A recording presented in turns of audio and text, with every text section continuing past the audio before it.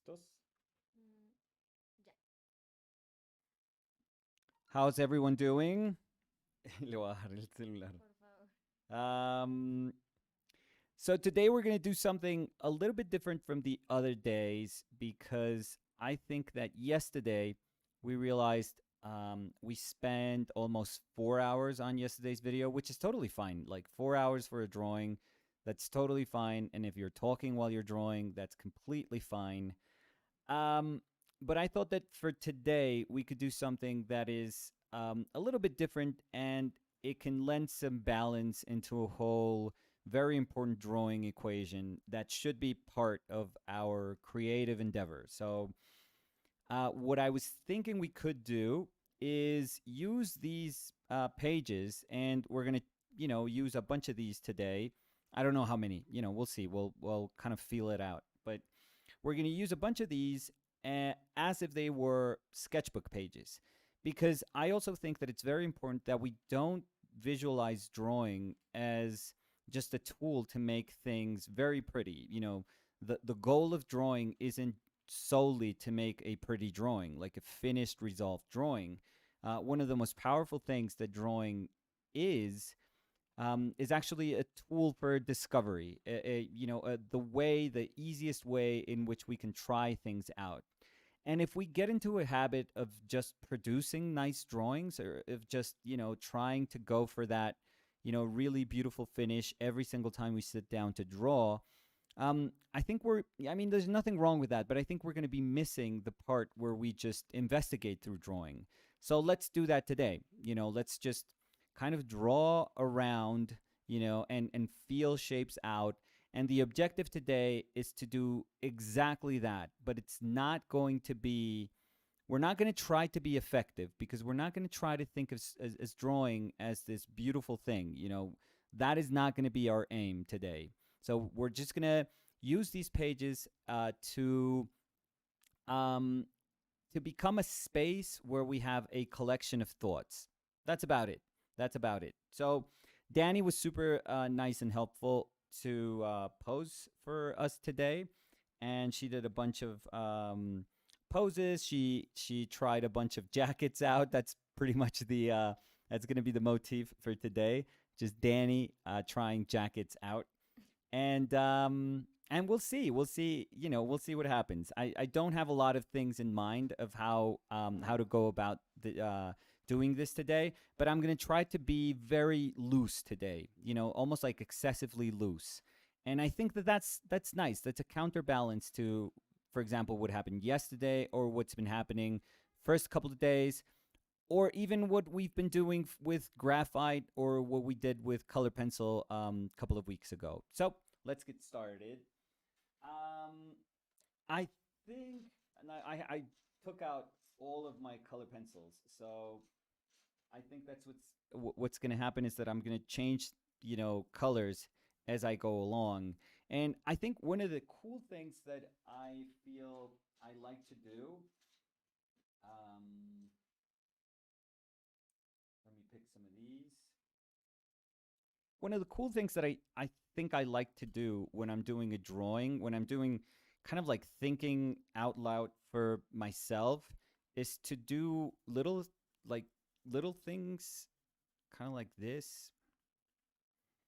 And they give me a chance to feel out what I want to do. So we're gonna start with a let's start with a very symmetrical Danny, with the one that, Yeah, I have like, the three of them. hi Danny. Hi, everyone. How's it going? How you doing? We're uh, gonna start with the symmetrical Danny here. So we're not trying to be super accurate with this. We're just gonna try to understand what it is that we're going for. So these kind of, there's this axis that is beautifully presented by the shape of the jacket, and it goes around. Does that? These are knots. These are pretty much just basically knots. And she's tucking in her hands. Let's do like a tiny note of this just to say hands. That's gonna be nice, nice. And then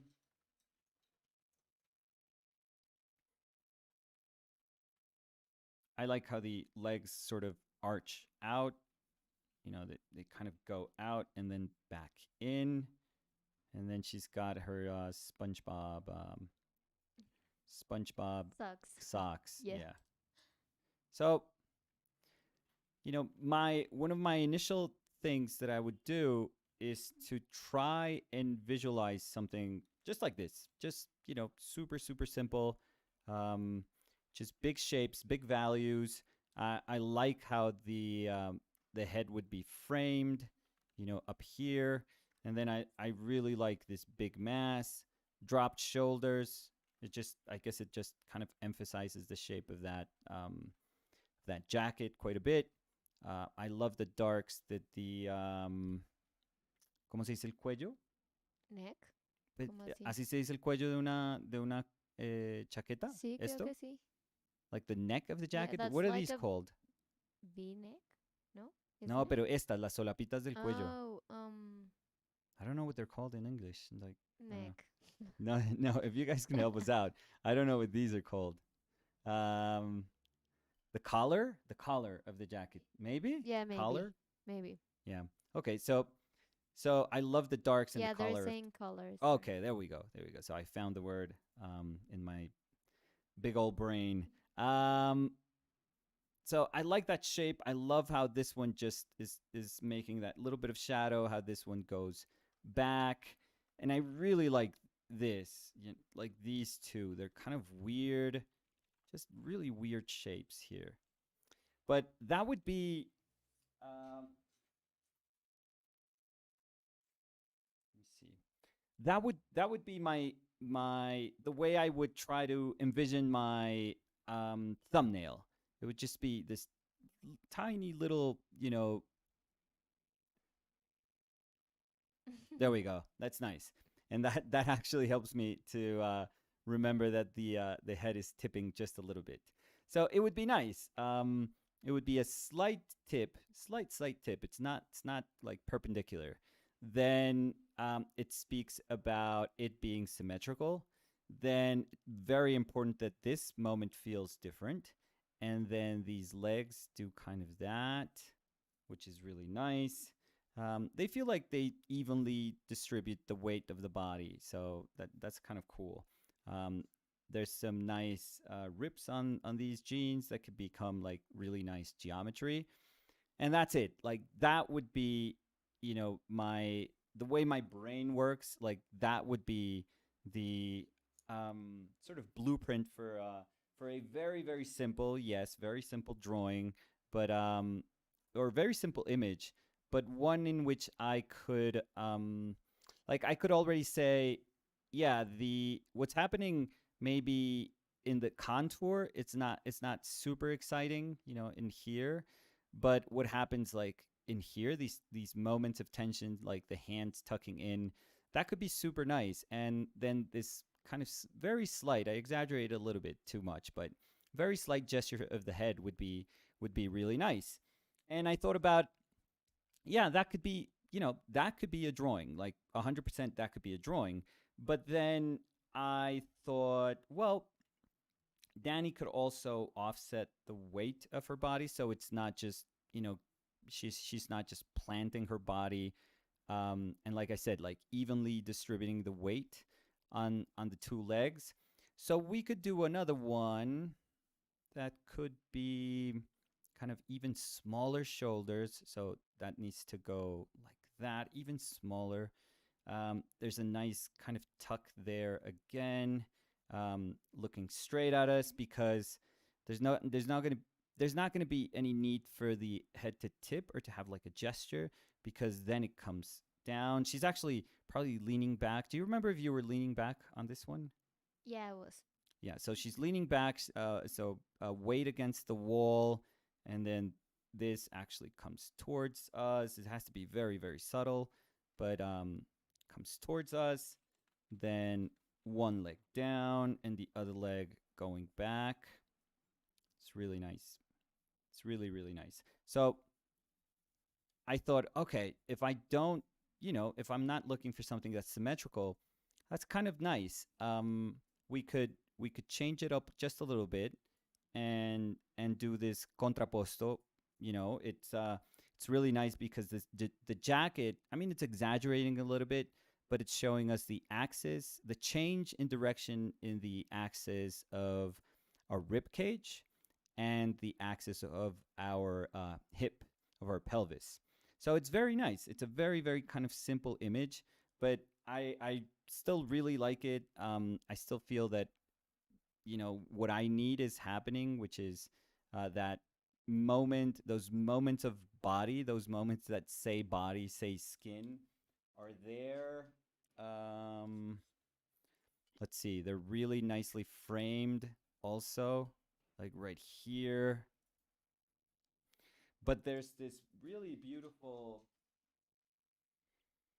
hint of how the body is actually um, kind of like bearing its own weight. I mean, she's leaning back, so there has to be like a way that we could say that she's leaning back and then she's coming towards us.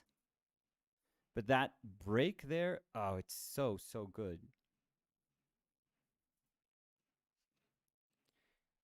And then one leg coming forward and one leg going back. And SpongeBob. Yeah, they were saying esos calcetines de Bob Esponja y un emoji aplaudiendo. Yeah, yeah. She has cool socks. Sí, gracias. Mm, So that could be nice. That could be really, really nice. So I would say that they're both kind of equally cool. I kind of like this one. I kind of like the fact that maybe in this drawing, I could push, the fact that the shoulders are coming in a lot, and and then it just kind of, it's almost like they're getting pinched there, and then they just loosen up and fall down, like kind of drape down with the uh with the coat, like on her forearms. It's really nice because it's really baggy on the forearms, the coat. So that could be super, super cool. Same thing with the collar shape here. Um, nice. That one has to be stronger here. Like I'm realizing that one needs to be a lot stronger here, and not so much here. This has to be a little bit softer, but very cool. Even like the tear in the jeans, how it breaks the form. I love that. And yes, one foot and the other one way back. Um, maybe that break there, just like that, trying to tell us that there's a leg there that's, the knee is going back. And then that's it. So that to me is like super, super cool. And again, I don't know if you guys, I don't know if this is cool for you guys, but I thought that if we were just doing kind of like renderings of something, we sort of lose the super important habit that drawing is also this. Drawing is also this incredible tool that tries to explain things to us. So now that we kind of understand the two things that are interesting about these two options, let's see if we can make one that's a little bit bigger, where we can start to understand, more specific shapes.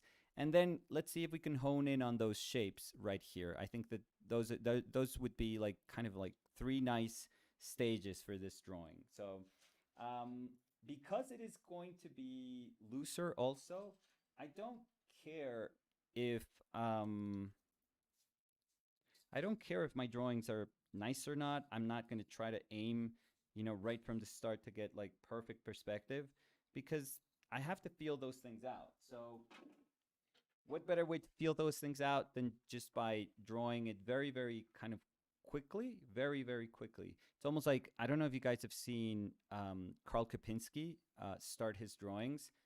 They're really, really beautiful. But he just kind of scribbles his way through a drawing, and finds, what he wants to say. And with him, it's even more remarkable because he's doing things from his imagination. So I'm actually just probably pushing what I see already in a photograph. But with Carl, he's like Kim Jung-gi, that he's really kind of feeling his way through his drawing and trying to find what he wants to say. So if you notice, I started with a proportion and the legs were kind of here, like she was planting her foot here. But I want to use all my page. I always want to use all my page. I think that's a good habit. That's a good way of really understanding and being sensitive to proportions, the ratio of our substrate. So if you always have a big page or whatever page you're working on, and you work small, then you know that's totally fine. And if we're doing these, that's like perfectly fine. But if we want to start kind of activating that page properly, we have to push ourselves to maybe get a better sense of those proportions. And what better way to do it than saying, I'm going to fit my figure in the height of this page. I'm going to give it a shot. So, Would let's see. Dime? no? Would you want me to do some questions or? Yeah, sure. I can. Okay, so Vincent said Vincent. what? No, iba a decir como bonjour, Vincent, pero no, me trabé. No, but you already said it. So, ya lo acabas de decir. Sí, ya dije bonjour. Sí. Sí. He says, "Hola, Danny and Nicolás." ¿Él dijo hola?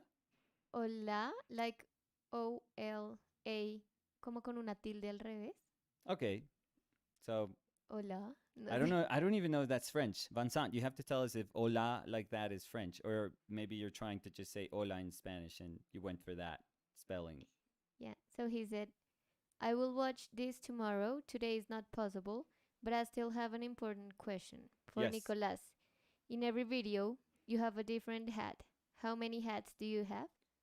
Oh, not so many. I used to have a lot when I was younger, but nowadays no. I probably have like 5 that I use a lot. You know what we used to use them for, to because we and this is like how the sausage is made. So hopefully we won't disappoint people.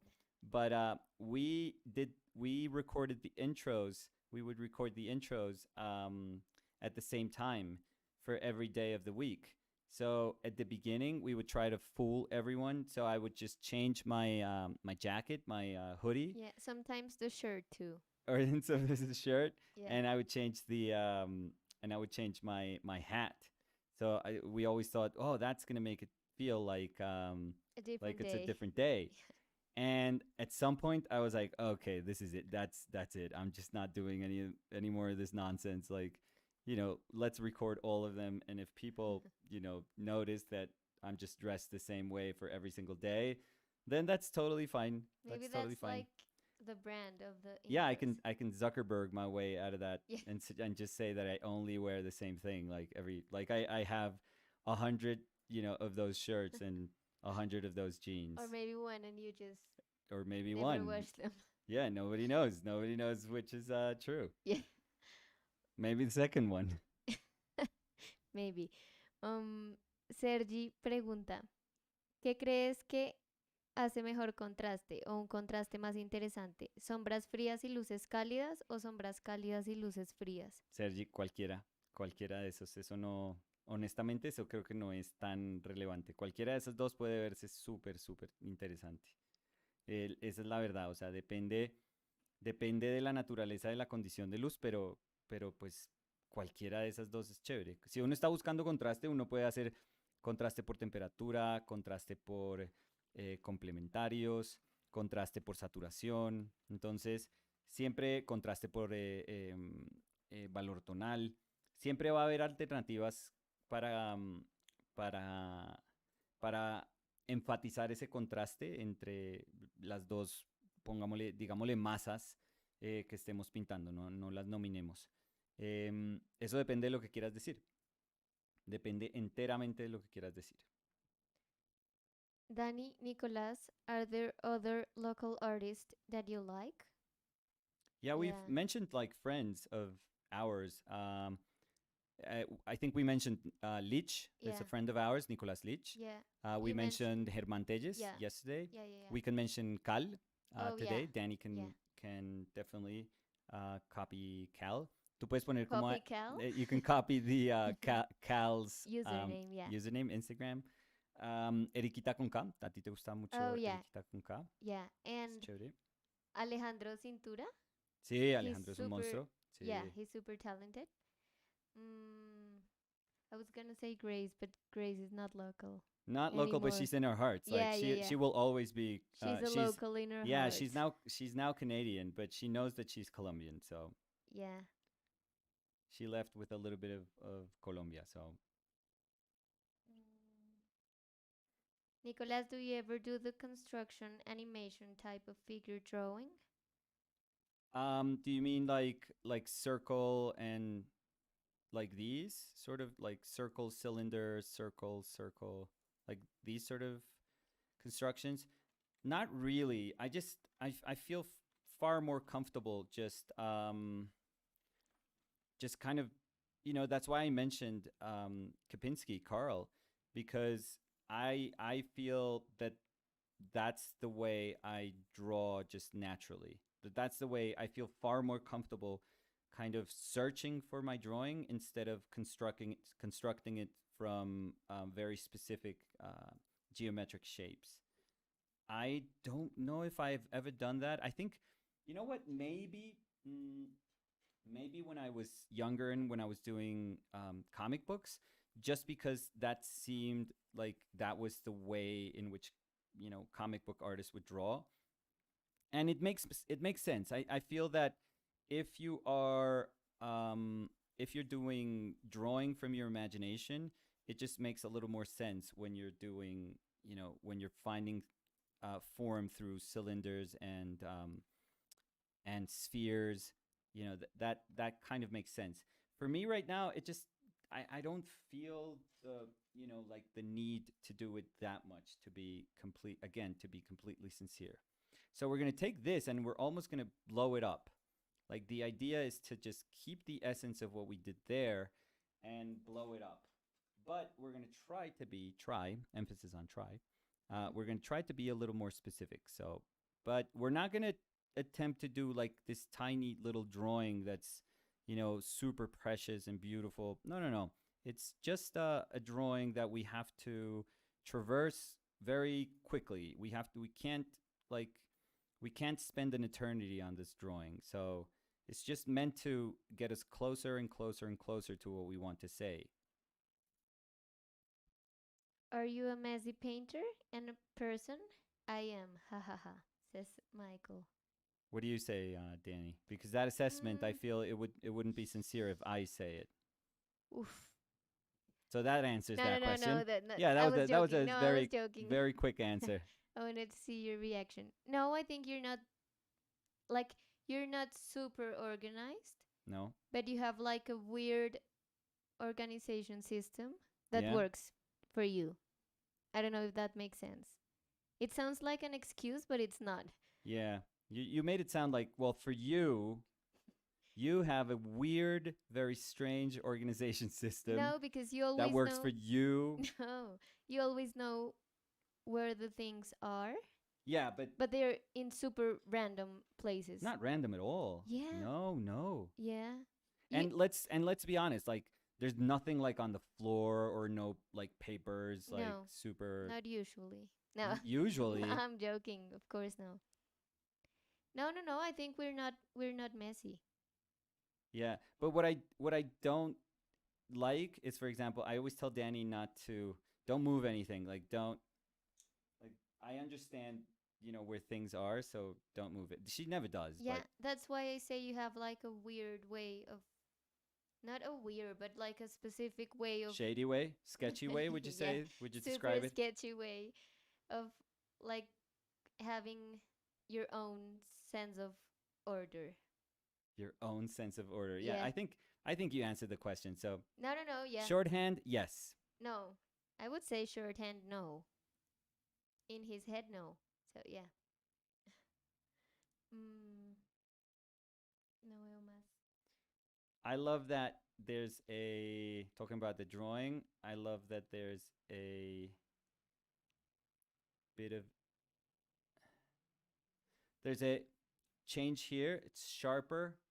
As always, I'm interested in asymmetry. Sharper, then softer on this side. Love that the braids continue to sort of frame the drop of that shoulder, kind of echo the direction of that shoulder.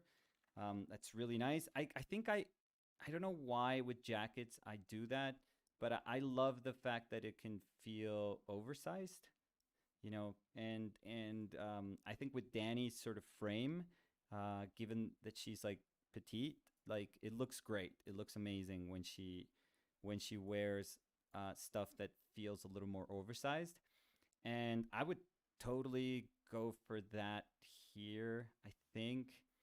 Um, so that going down. I have to. There's small breaks here, but I want to keep this going in this direction. So that does that. And by the way, these sort of little arrows that I'm doing, I really don't do them for you guys. I have a bunch of drawings where I'll do them for myself. Like I will totally do these for myself. I feel they are a way in which I explain to myself gesture, and they are reminders. Even if I don't end up looking at this drawing while I do, let's say, my final drawing or my final painting, or even if the drawing doesn't really evolve into anything, like the drawing could just be a drawing. It doesn't have to be more than that. But I feel like I do them for me. They're super important for me. So it's almost like talking to yourself. In my case, it's like in the shower where I explain things to myself. But that's the same way. And when I'm painting, and if I'm alone painting, for example, it's not that I'm gonna be, that if you come into the room, you're gonna just freak out because I'm just talking to myself, which is totally fine, by the way. Um, but what I'm in my mind, I'm always like, okay, be careful with this, push this gesture constantly. Like I'm constantly telling myself those things. So I guess that if I have an experience, I don't need the reminder being the drawing. I don't need the actual drawing to be that reminder. I just need the experience to be important and like strong enough so that it can become a reminder. And I think that that's what I do. That's what I end up doing. I always feel that drawing for me is that moment where I'm just going to tell myself, okay, remember this. This is important. This is going to be like a crucial part of this drawing. Just keep that in mind. It's like that first moment where I'm just going to constantly discover what is relevant about what I'm trying to do, but it's also going to be the moment where I try to like explain it to myself and almost like um, design a plan for when I end up usually painting it. So in my case, it's almost always going to be usually painting it. But Mm, Liad is asking, he says, I've never been to Colombia. Are there schools or studios in Bogota? yeah, there's actually el Open de San Felipe. Uh, Sí, there's actually a yeah, moment. Well, I think it's actually now more. I'm not super familiar with that, but it's usually around when the big art fair from Bogota happens, which is like an international art fair. There is like a tour that you could do around a very specific area, which is I don't know. It's just like it's where it's popular to have an art studio, yeah. and a lot of artists around that area have art studios. We don't. We just. I mean, our Work at studio is our home? apartment, so we're Yeah, not part of that clique. I'm afraid, but so and it actually happened a couple of weeks ago. I yeah, think 2 weeks ago, yeah, maybe. I think so. Um, and yeah, so it's a weekend, or not even. No, it's not a weekend. It's like 3 days where you can um, travel, through streets that are close by to each other Yeah, in almost like one neighborhood yeah, that, it's one neighborhood. yeah, a sold neighborhood that, and you can have like, and usually people have like open studio days and afternoons and nights during that time. So yeah, you could do that. Very, it's very varied. It's very different. I think the art scene in Colombia is quite eclectic. It's quite different. There is a bit of everything. So there is painting, but there's also very I don't know, very experimental projects. There are also a lot of projects that have a social aspect to them. I mean, I think that that's very natural. That's very obvious here in Colombia. So yeah, I mean, I don't know if you have something in mind, if you were thinking of something or if you had something in mind, Liat, that you thought that it would compare to. But yeah, it's very different, very different. Just think of it as open studios and just enjoying the work of people that you may not know. Yeah, and they were asking schools or studios, and schools they are. No? You can actually visit the thesis, the presentations of the thesis projects when they're showing them. So it's actually pretty cool. Yeah. So you could go to Javeriana or Los Andes or La Nacional to see the thesis project of the people that are graduating, which is really nice. Sorry, I interrupt No, you. no, no. Did the transmission just went off for a moment because OBS said that it had bad connection. So if you can let me know, please, to try to fix it. Mm, But I think even no, if no, it has no. bad Yeah, connection, I they were don't think it saying yeah. disconnect. No, yeah, because OBS, like, they had a pop-up notification that said OBS was offline Oh, really? and then reconnecting. Yeah. Oh, So that's kind of weird. yeah, Yeah, very yeah, weird. yeah. But they were saying yeah, it was off, but now you're back. So, mm, do you like sketching in ink? I used to do a lot more of that. I don't do it that much anymore. But yeah, I used to. I love like calligraphy pens and brush pens. I really like that too. Um, but yeah, I don't do them as much, to be completely honest. So as I was saying, the the most important kind of aspect of this drawing is just to be um I guess it's just to be like a almost like a map, but not a map that I literally need to follow. It's just a place where I kind of point things out for myself, and hopefully, when I do, let's say, a painting, those things can be exalted by whatever decisions I make when I'm painting them. So I think that that's when that's the real value of drawing for me, to provide me with these kind of moments of hopefully clarity, or at least like the search for clarity as to what I'm trying to do.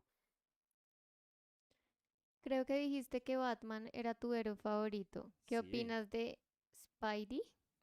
no mucho que, Ojalá, o sea, a mí nunca me gustó Spider-Man, la verdad. Ojalá que, perdóname, te interrumpí. ojalá ver alguna pintura de Spider-Man por tu parte. Las de Gabriel del Otto son geniales, por si no las conoces, dice Sergi. Sí, no, no sé por qué Sergi Spider-Man no, como que yo veía un cartoon re viejo que había, creo que se llamaba como Spider-Man and Friends o algo así, eh, que pasaban también por la televisión colombiana, pero no sé. Y eso que Spider-Man seguro es como de los primeros héroes que pinté cuando chiquitico. Les puedo mostrar cómo hacía, porque pues hoy es de dibujar todo el día, entonces, o sea, dibujar como libremente. Le voy a mostrar, Sergi. ¿Sergi es Sergi o Sergio o Sergi? Me confirma, bueno. Pero este era mi Spider-Man. Yo creo que a ver, seguramente hacía como esto y hacía esto, esto.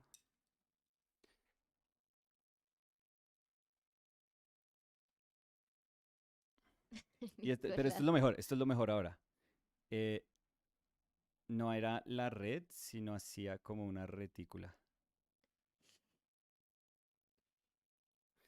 Ese y azulito. Y después ponía como, no sé, es que el traje de Spider-Man yo no me lo sé así tan de memoria. Yo sé que es como, pero esto era mi Spider-Man en Kinder. Yo me acuerdo que lo que hacía era como eh, con un marcador negro hacia la cabeza y luego le hacía como las rayas como en retícula. Ese Y me fascinaba, o sea, hacía ese y a Hulk. Y Hulk era lo mismo, Hulk era mucho más fácil porque Hulk era como hacer así. parece un disfraz. El de Spider-Man parece un disfraz de bebé colgado, Nicolás. Sí, Sí.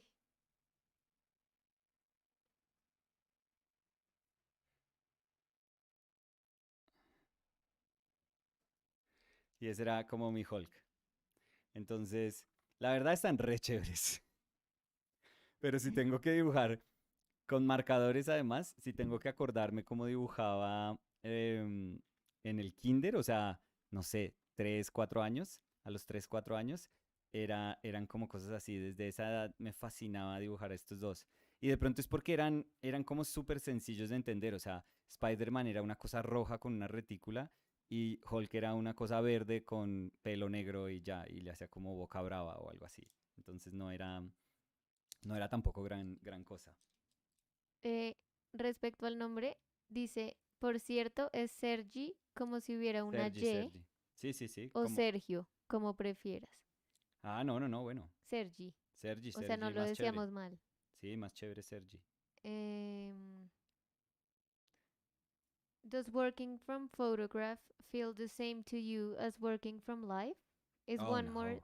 is one more satisfying than the other to you? They're different. They're different because there are things that you can do from a photograph that you can't do from life.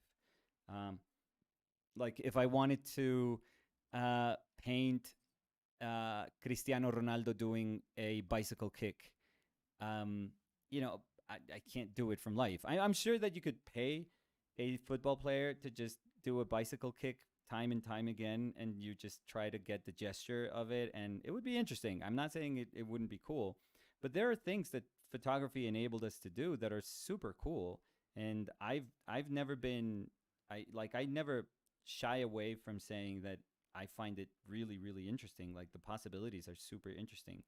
Um, but if you want to have like this experience with nature, where you want to see how you react, where, how you react with the stimulus, the direct stimulus that you see, that you perceive from nature. Oh yeah, there's nothing like that. There's absolutely nothing can replace working from life, and that's why, for example, I'm going to be in Liverpool in the upcoming days, and we're going to work 5 days, and it's all going to be from life. Like that's whenever I do workshops, well, almost always. I mean, I've done a couple where it was about sketching, so that one was a little bit different. But whenever I do a workshop, it's almost always going to be from life, working from life. It's just a fascinating, a wonderful opportunity. I always feel. Mm, so Liad was asking for the name of the Open San Felipe, the Mm-hmm. festival. So it's Open San Felipe. I'm gonna type it for you.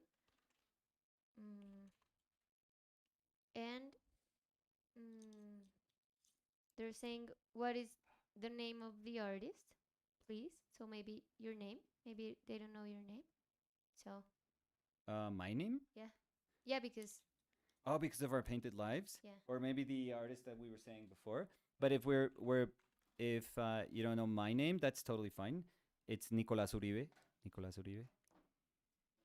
Wait, so I'm gonna check something out because I think internet is not that good. So Oh, right now we're getting. yeah, yeah, yeah. So just give me a minute. Maybe you can talk about the drawing while bicycle I'm gone. bicycle kicks in Yeah. and Cristiano Ronaldo. Yeah, or bicycle kicks if you want. Yeah. So as you can tell, it didn't take a long time to sort of bring this drawing to this stage. I'm not going to say to this level. It's not really about a level. It's not really about a degree of finishing a drawing. It's not really about trying to make it pretty or to make it interesting. Like it has nothing to do with those things. At least not for me. Like that's never going to be. I'm going to always try to avoid making that relevant. And what I'm going to be interested in is in shapes, in just really choreography of shapes. How do a couple of shapes relate to like the rest of the shapes that are here? And if I can kind of inch my way, this is about getting closer. This is not about taking a drawing and then suddenly being having this absurd sense of clarity where you just solve everything that you want to say. No, this is about kind of slowly, like creeping your way into trying to understand what it is that you want to say. If you start doing that, that's awesome. Like if you start seeing that happening there, it's really awesome. And I'll tell you what I tend to do when I kind of get to this stage in my mind. Like none of my paintings don't necessarily have to go from here to here to here for me to believe that okay, that's where um, I'm justifying the process. No, no, no. I think that my mind goes from here to here to here. Many times you can do that in your head, or many times you could do that in a single moment of the painting. If you're blocking in your painting and you're searching, many times you go through these stages and you're able to kind of um, create shortcuts, like good, healthy shortcuts, where you don't necessarily have to do a bunch of these things to try to, to eventually try to understand what you're searching for with your painting. But when I do have like these visual cues, let's call them, of something that is far simpler and something that becomes a little more complex, but not really. I mean, it's a very simple drawing. I tend to look at this and say, oh, I actually liked something about this that's not present here. And I'm noticing those things. So I try to do like another one. I'll try to do another one where I'm saying, okay, that's kind of cool, but I need to push the things that were here and that maybe because I was copying a little too much the photograph or just looking at the photograph a little too much, I misremembered what I said here, or I forgot about it when I tried to, transfer it to this drawing. So I'm noticing something, and I'll try to push it again and see if it makes sense. So what I noticed, like specifically, let me look for. Okay, right here. So what I noticed specifically is that I like the bunching up of the jacket is the one that actually makes the shoulders go up. So these need to feel like they're going up a little bit more, like a little more, like they're born, a little bit higher. Their origin is a little bit higher, and this space needs to be a little bit smaller. I could bunch up this like the height of this of my forearm kind of going back. I think it's too big. So maybe I can make that smaller. Maybe I can just, you know, what occupies that space, I can make it occupy about that space. Um, Maybe I can exaggerate this a little bit more so that one can be a little more slanted and it can find echo. That angle can find echo in here. I have to do that. And one of the things that I liked is that I said that the body planted itself uh, on. Well, it's not quite a contrapposto because she's not bearing all the weight of her body with her back leg, for example, which that would be the case in a contrapposto. You could sense that a lot of the weight is actually the back pressing against the wall. That's where the weight is supported. that's why this leg can actually bend, the leg that you would think that supports the weight, the back leg. um, she's actually bending it and at the knee, and then just kind of dropping down. And this one isn't doing that much either. So, but I kind of like that there's an angle to that. So let's try another one where we start to push those things a little bit more, and instead of doing it just a little bit more, I try to do it a lot more, because for me to see these differences in another drawing and for them not to be just this very subtle way of approximating to this drawing, I want to see it really really evidently. So let's give that a shot. Yeah. So I checked the internet Mm-hmm. and I realized that it was a notification that YouTube sent us, but it was from when it turned down, like when it went off. So Okay. we're fine now. Okay. They're saying, I've been learning lots and enjoying your channel. I Thank really you. enjoy your mix of accents. What are they? Well, but our Spanish doesn't really have accents. Yeah, or Um, in our Spanish is we're both Colombianos. We're both yeah, from Colombia. Bogotanos, Yeah, Bogota, and specifically Bogotanos. rolos. So our accent really is very kind of sweet, kind of saccharine, I would say. It's the sort of Spanish that you would hear in telenovelas, maybe, or in, like, if somebody's declaring their love to somebody in a telenovela, that would be us. Or TV anchors, like news anchors. Somebody who has to be super flat, super like just objective. You don't want to hear any, bit of accent there.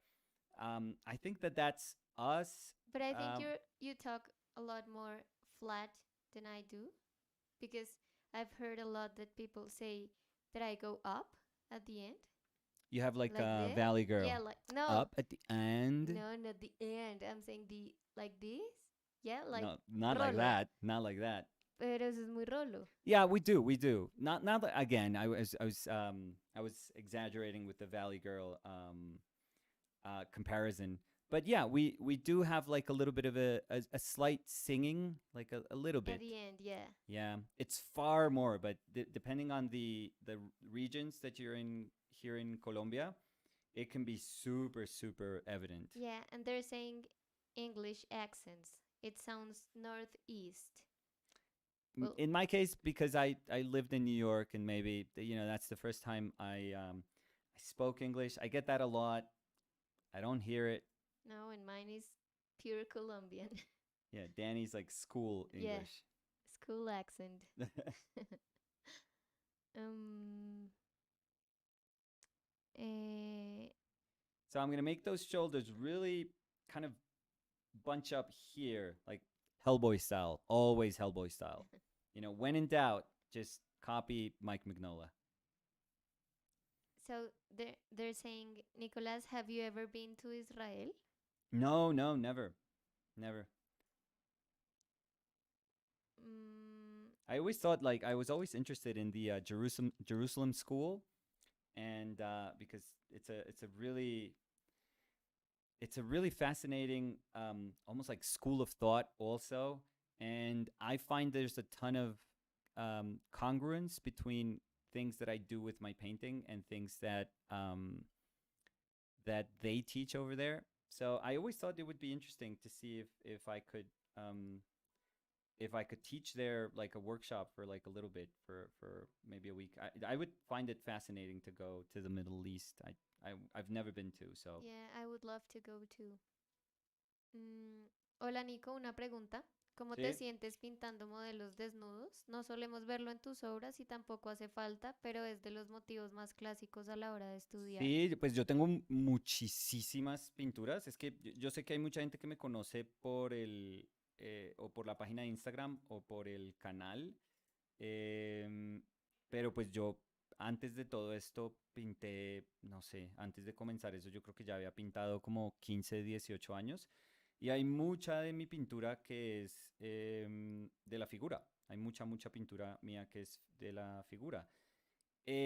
Sabes que no sé por qué, o sea, no es algo consciente, no sé por qué paré. Incluso yo iba a hacer una pintura de Dani desnuda al comienzo y nunca, como que la terminé. ¿Te acuerdas que era de una serie de pinturas, Sí, Dani? además en Y YouTube nunca, creo que, no, pues no sé qué tan flexibles sean bueno, sí, digamos que para este proyecto, sí, pues. para proyecto, pues sí hay como unas restricciones ahí súper tontas y particular si uno va a mostrar referentes y todo eso, ellos son como insoportables. Es igual que Instagram, que también es insoportable con eso. Eh, pero no sé qué, o sea, la verdad no sé qué cambió, porque yo no lo siento tampoco como un cambio así súper como consciente, no es que me haya opuesto a hacer ese tipo de obra, Sí, pero lo que te digo, o sea, Dani seguramente pues conoce las cosas que he hecho yo sí, de modelo o figura o pues hablando de cuerpo, digamos, que a mí me fascina. Es que, de nuevo, digo lo que estaba contando ahorita, el taller que voy a dar ahorita en unos días es de figura, o sea, es un taller que es de trabajo del natural y vamos a trabajar desde la figura. Entonces, todo eso, digamos que para mí es pues así fue mi educación y ese es el trabajo como que yo entiendo donde hice pues un poco tonón de hallazgos y donde he reflexionado muchísimo sobre lo que eventualmente pues entendí que era mi pintura. sí. Pero sí, no sé, no estoy, o sea, no es que me esté opuesto a la figura, sino que de pronto entiendo ahora la figura como una definición más grande, de pronto, no sé. Em, Alguien dice, por favor, cambia tu foto de perfil de Instagram por ese Hulk. Está chévere, sí. Sí. Está chévere, está muy tierno. Está bravo, pero también le ayuda a uno como a sacar el mercado del carro o a subir algo pesado las escaleras. O sea, se ve súper buena gente. Are there pieces where your emotions at the time impacted how the art turned out to a large extent? Yeah, I think so. I um, usually mention a painting that I did of my father, who, a year later, he he had non-Hodgkin's, and he died in like 3 months after, not even 3 months after he was diagnosed. But I did a painting of my father, and emotionally, not in the sense that I saw him sickly or that I saw him, in any particular way. It's that it was that moment where I saw that my father was getting older and he was not as strong as I had, remembered him, when I was a little kid, because my father was like, um, he had big kind of, yeah, butcher hands. He has like a super wide back. He was like thick, like his forearms were like super, super thick. And when I was little, I used to think like, oh, my dad can lift anything or can do anything, like anything that had to be solved, like my dad could do.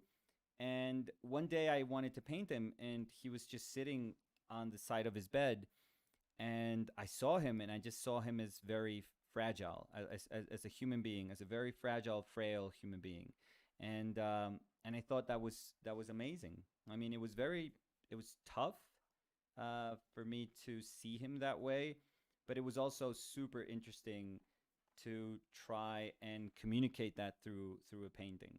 But it was heartbreaking because, and I tell this story. My father, like a year afterwards, told me, "Oh, you knew how I was going to be, um, after I was diagnosed with cancer. Like he saw it as almost like as a premonition. Like the painting was a premonition of what he was going to look like and feel like, after we knew he was sick. So yeah, so that was tough. That was very, very tough. It's certainly very difficult to handle emotions. Like if I would have had to paint my father, if that would have been the reflection that I would have wanted to do about my father, after he had passed away, I don't know if I could have painted that painting. I don't think so, to be completely honest. So Would you like for me to show the painting? yeah, I yeah, have it here, so yeah. yeah. It's So a it's large painting. It's this like one. an 80 by 60 painting. Yeah. Um. Danny never met my dad. No. No, my dad had passed away like recently, like Yeah.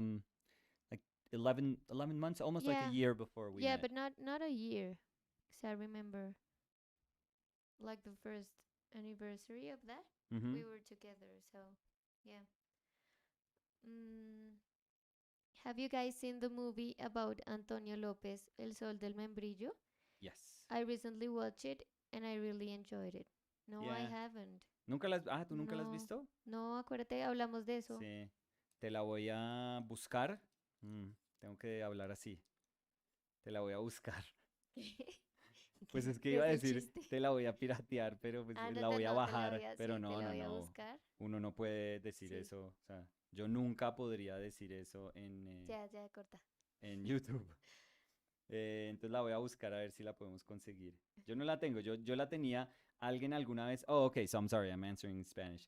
So somebody, when I was younger, they copied like a VHS tape for me of that movie, and yeah, that's when I realized like I adore Antonio Lopez. Like he to me is almost like a living old master. Like that's the way I define Antonio Lopez. In my brain, he and I've said this before, like he's closer to Sorolla or Fortuny or Ramon Casas, just enormous names in art, rather than just understanding him as a contemporary artist. To me, he's that huge and he's that important and he's that talented and he's incredible. Having said that, when I watch him work, I realize that I could never do what he does. I just don't have the personality to do what he does. Not at all. Like not even close. I just don't have the patience to do what he does. Like that's what made him remarkable, but I can't do that. I really can't do that. So, Dicen que el volumen está un poquito bajito. ¿el mío? ¿El de Nicolás o el mío? Si de pronto nos puedes ayudar para tratar de subirle desde acá. Es que Ira. estuvimos haciendo pruebas para Sí, que el micrófono de Dani no em, recogiera mi audio, no cogiera mi audio. sí, para que no haga como un eco. El de Por- Nicolás, dicen. Ah, ¿Quieres bueno, que le le suba el subes, gain? sí, un poquitico, A ver, en la consolita. ¿ya? ¿Qué tal ahora? ¿Ahora mejor? ¿Mejor? ¿Mejor? ¿O será el granizo? Sí, está que llueve terrible por acá. Sí, yo no sé si están viendo el cambio. I don't know if you guys are noticing changes here. Maybe a camera auto adjusts. But the sky right now is apocalyptic. It's gray. It's like a soup of gray, Yeah, and it's gonna rain like crazy in a couple of minutes. yeah. So Sí, están diciendo mucho mejor, mejor, ya se escucha mejor. Listo. Muchas gracias por avisarnos. sí, es Em, que estamos tratando de encontrar como ese punto medio y estamos como haciendo nota de como en el dónde tiene que setup. estar el audio, sí, en qué niveles tiene que estar el audio de Dani y en cuál es el audio mío, porque Dani está usando un micrófono que es chévere, El que pero lo tiene que, mostramos, sí, que pero es, tiene que pegar la cara sí, resto al micrófono, o sea, tiene que pegarse resto al micrófono. Incluso a mí me encanta ese micrófono. Hoy que hicimos las pruebas, yo escuchaba la calidad de ese audio y es como súper sweet, es como súper dulce la voz. Em, es mi voz, sí, corta. claro, ajá, sí, sí. Eh, pero en el mío sí también tengo que pegarme y le bajé al gain del mío para que entonces Dani no se escuche tanto. Pero entonces de pronto le bajamos Pero no, no, ya como están mucho. diciendo que they're saying the audio is better now, muchísimo mejor, y dicen que no se escucha eco. Entonces, súper. Great. Can you show the purple pencil with the metal part on bottom? Oh, okay, so that's just a pencil holder. So I have to use it because this little nub here I could never hold. I mean, I can, but I wouldn't be able to hold this one that we used yesterday. That's super cute. It's really nice. It looks like one of Danny's sculptures. Yeah. But yeah, Ojalá, sí. Yeah, I noticed. So now that I'm kind of like trying to pay attention to this drawing again, based on the things that I wanted to push, I'm noticing that there's a really nice moment right here in the coat that is actually telling me that the body is coming forward. It is so cool because there's no, we don't have a sense of the anatomy underneath this coat, right? But the body is so incredible. Like the mechanics of our body and our structure, they're so amazing that it's almost like they leave like a little crumb trail behind, and it's up to us to say, okay, where are those little hints? Where are those little clues that are telling me what is going on with the body? So for one, and I'll show it to you guys. Like one is that this ¿cómo se dice bolsillo?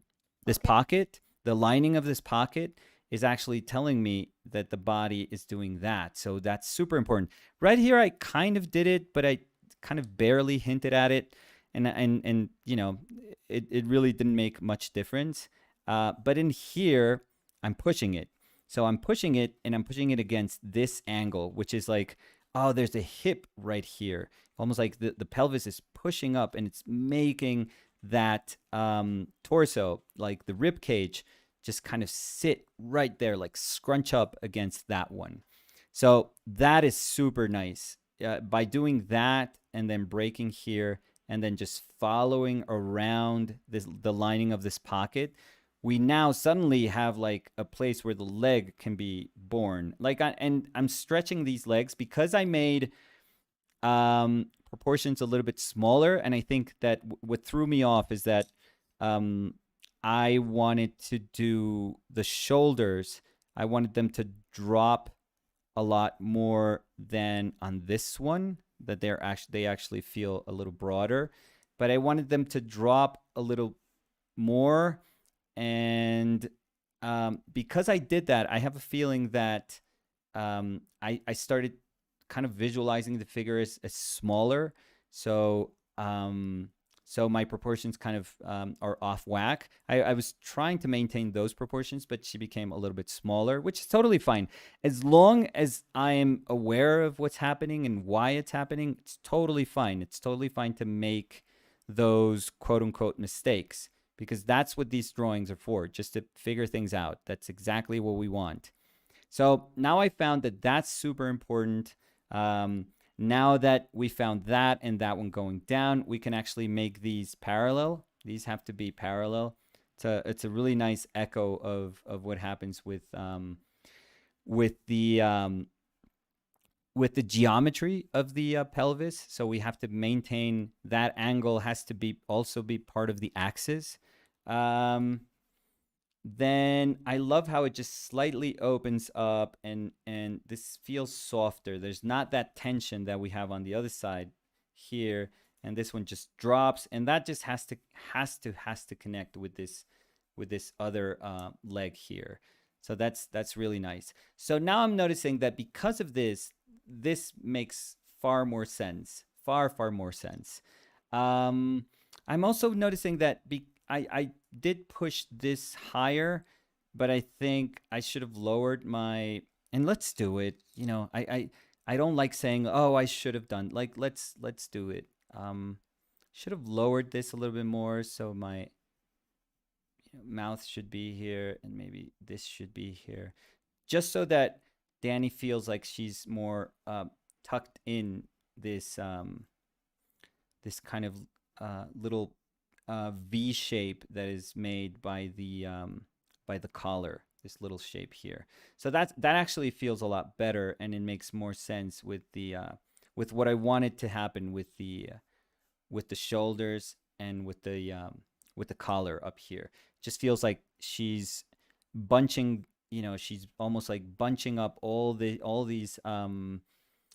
bit of fabric, and it's pushing up. It's actually pushing all these moments up, and that's kind of nice. I actually like that quite a bit. So it when I do that, it all it's so hard to sometimes say, oh, how do you get that feeling of something just bunching up or something just pushing up? And if you just rely on observation and if you hit your drawing, it's almost always like you're going to be able to say it, but there's something cool about figuring it out, like saying, oh, where does that reside, like why is it working or why is it escaping me at times. So that's it's really nice. I hope you guys like this sort of drawing because again, like I said, these I decided this morning, I was like, I don't, we don't need to sell every single drawing that we make. Like we can just speak about drawing. I mean, it doesn't have to be like this pressure or this idea that drawings have to, you have to make a drawing, like a final drawing, like that's the product. Today's product was produced, in this session.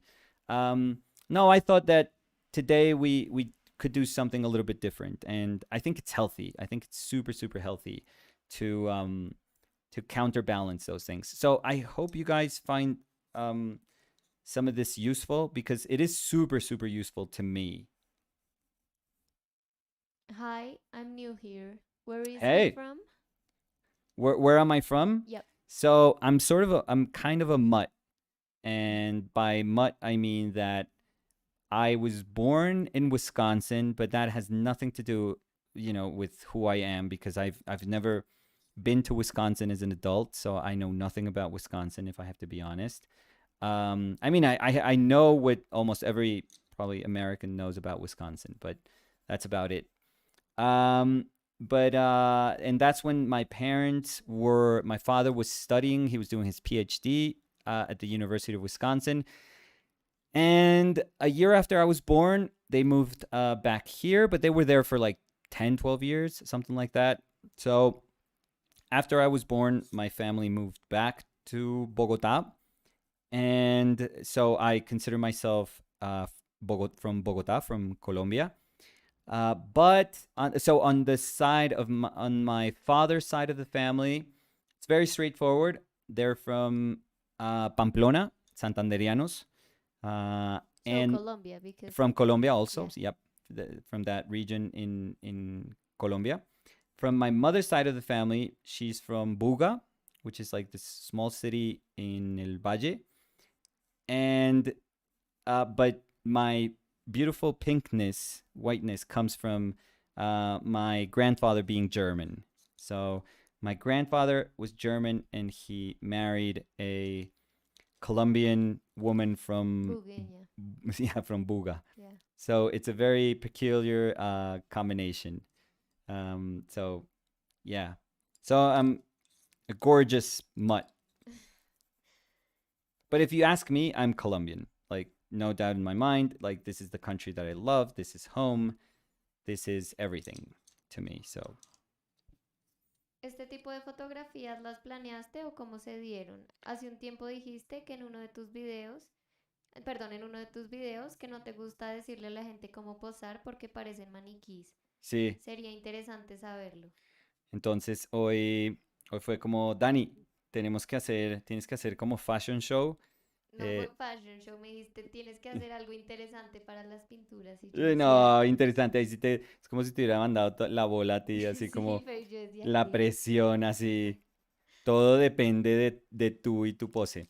No, quizás hoy es un poco distinto porque digamos que nace del deseo de enfatizar ese rol del dibujo como investigación, digamos.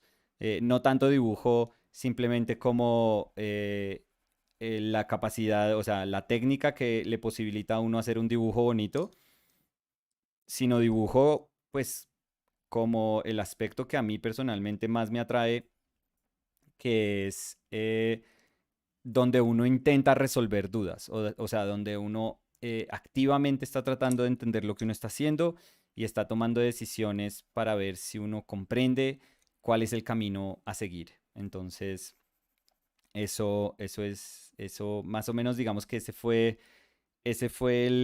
el norte de una sesión de fotos, pues súper sencilla hoy, que tenía más que ver con formas, honestamente, que con que estemos usando esas formas para comunicar como algo particular. Era más como buscar, que Dani buscara en el closet de ella Cosas con Sí, estructura. exactamente. Entonces, y sí, y posar, y hay veces pues son poses muy similares, No, pero no tengo bueno, más sí, en mi arsenal. sí, pero bueno. So this is so I think this is nicer because I think that now that we can compare 1 to 2, we can actually say, wow, I totally missed what was making her lean back against the wall. So if we were thinking of her as a, in a profile, Danny had to, put her weight against this wall here, and then I don't even know how that hand would work in this angle, but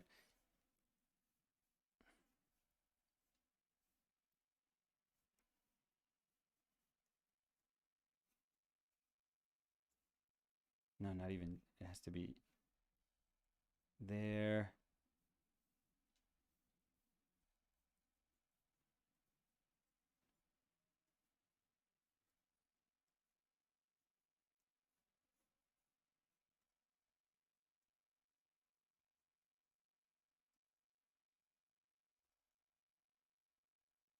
Yeah. So what we don't see in this one, number one, I feel, is that she was leaning back and she was kind of putting all her weight on this wall. ¿Te acuerdas si la cabeza la apoyaste? Sí, ¿Sí? pero no toda. Sí, solo como la parte de atrás de la cabeza. Y acuérdate que ya establecimos que tu cabeza es así, Sí, entonces, encajó perfecta. sí. Sí. So so she was I was asking Danny if she remembers if she was hitting the wall back here. So she was probably hitting the wall back here and her back was hitting the wall here. And then she had to put all her body like, in here. This little moment here was the one that was able to withstand the weight of all her body just coming forward. And we could exaggerate that even more. We could bring this leg even, more towards the front. And it actually bends back.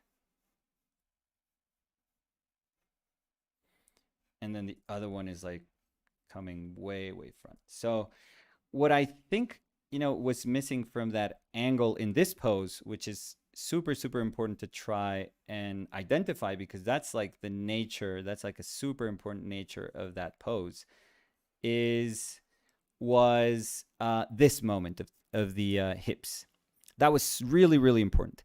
I think I was dropping the hips too much here, and I wasn't really able to understand this moment of the coat. So what happens here almost is she feels like maybe there's a baby underneath there, like she's expecting underneath here. Like it feels like there's a far, larger shape underneath here.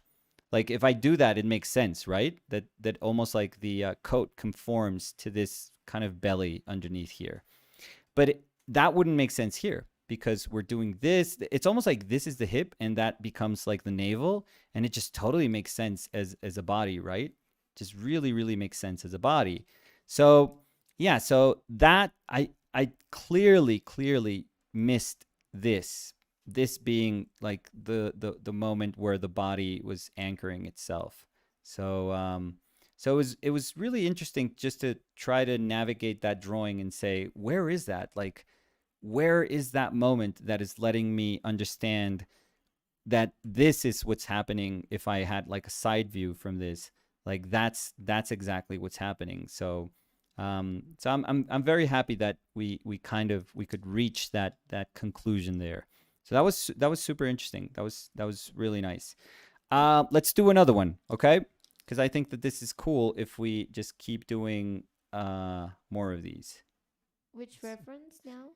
Let's do, which should we do? Um, let's do something. The last one, maybe? Yeah, maybe the last one is kind of nice. So Okay. both detail and the close up. Yep. Yeah, so Sounds let's do good. that.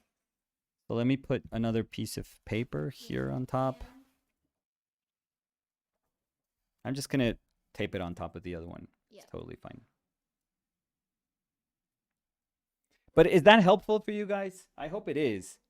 It's just I don't I think it's not cool if we just concentrate on the act of trying to make something pretty, on just the resulting drawing or the resulting painting. Like if that's our goal all the time, I think we lose perspective also. So Do you think maybe the focus would change?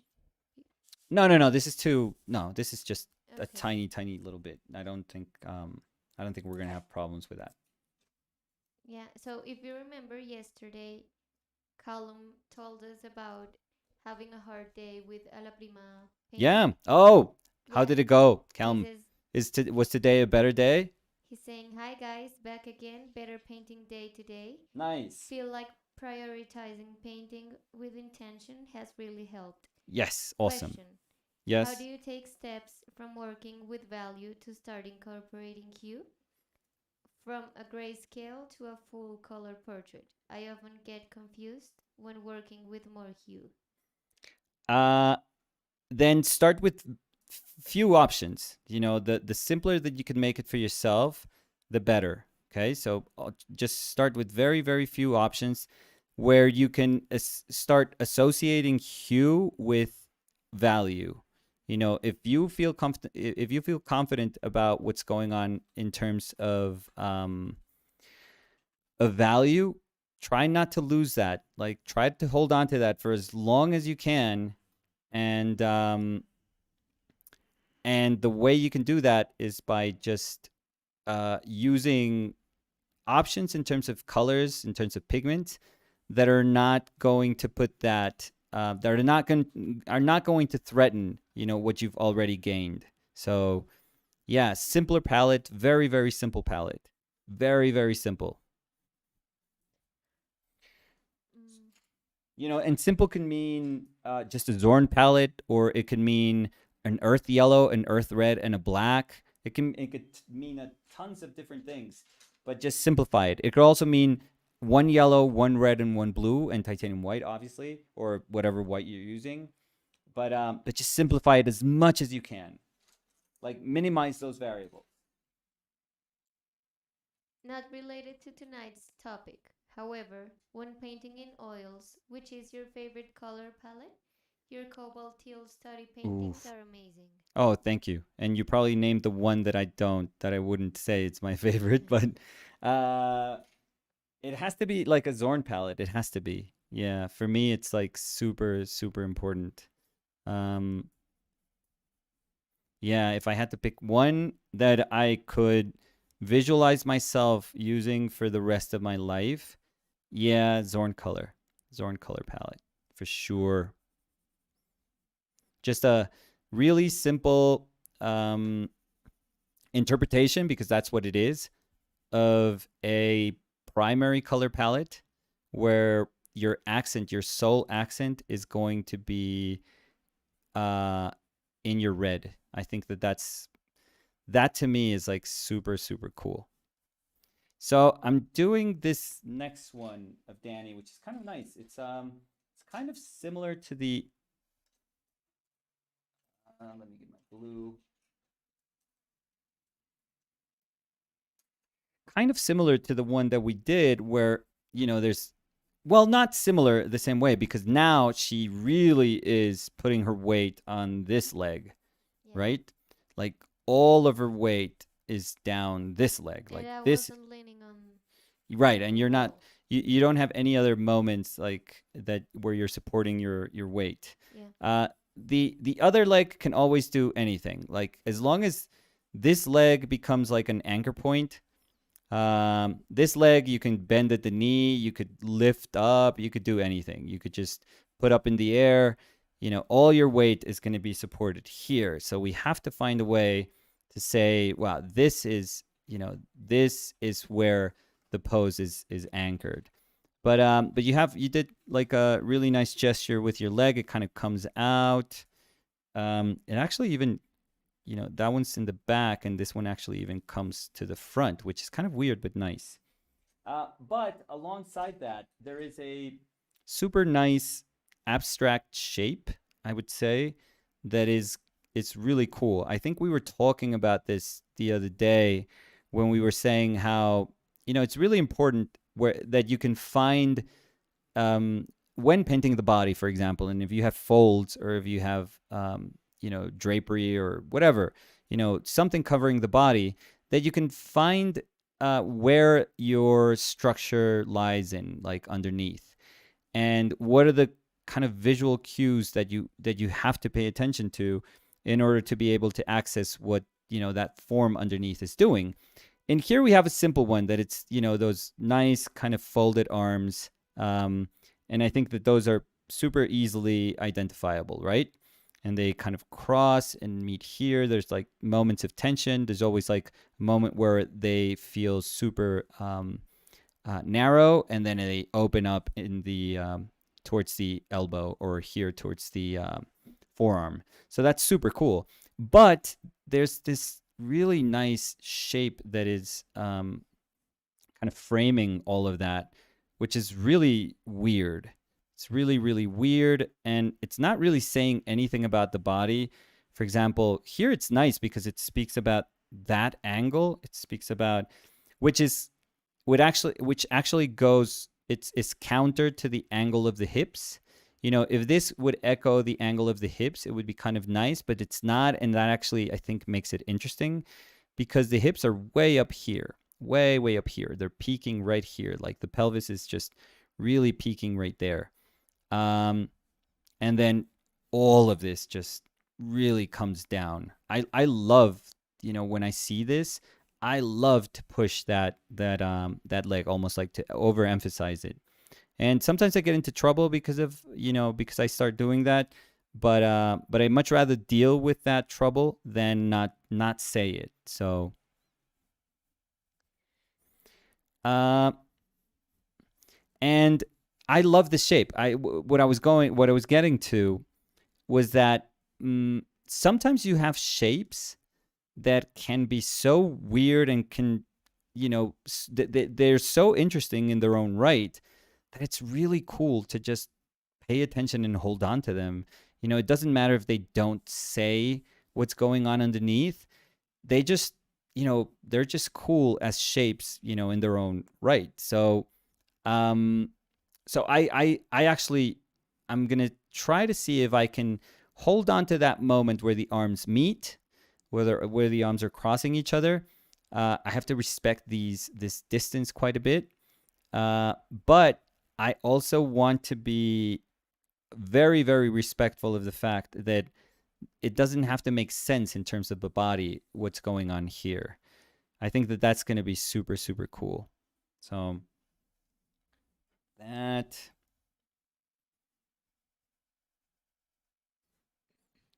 this leg is kind of, it's really interesting because it's not really, it's more of that shape.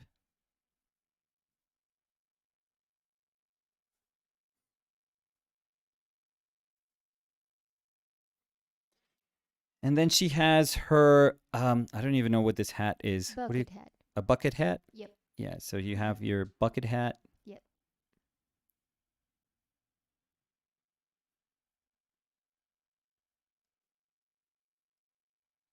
Which I think it emphasizes the gesture, the looking down of the head.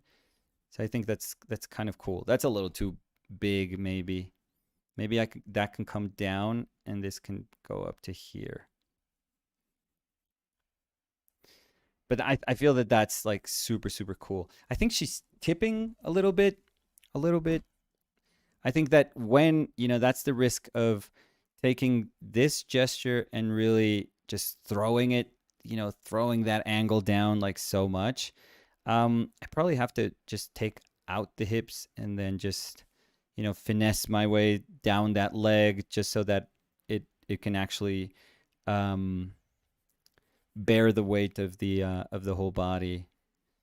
I think that's kind of interesting. So in terms of things that I need to pay attention to, these arms have to have this gesture.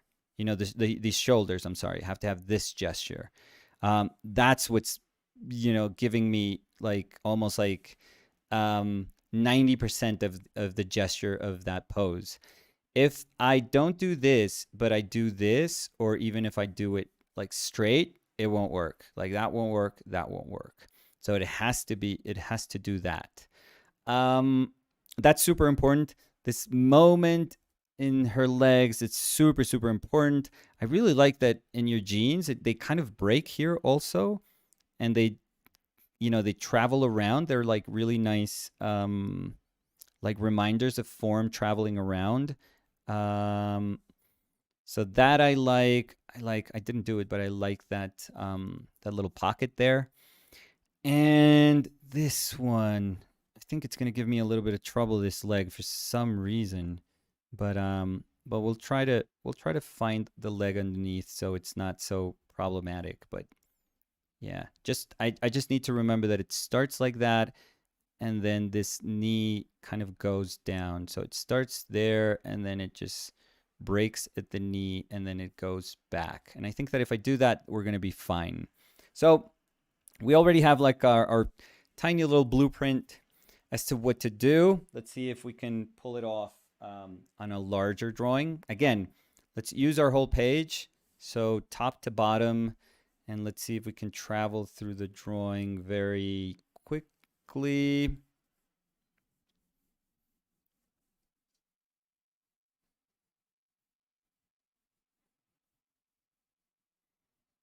I actually I didn't give myself like enough space between these two shapes. That's actually super interesting. That's like a really, really nice thing that's happening in the actual pose that I feel I have to do.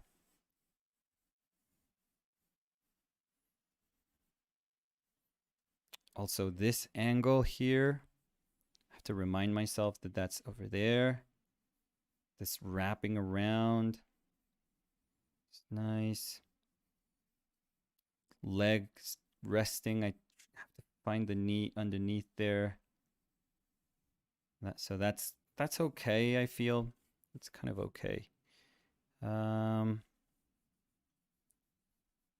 Break there in the jeans.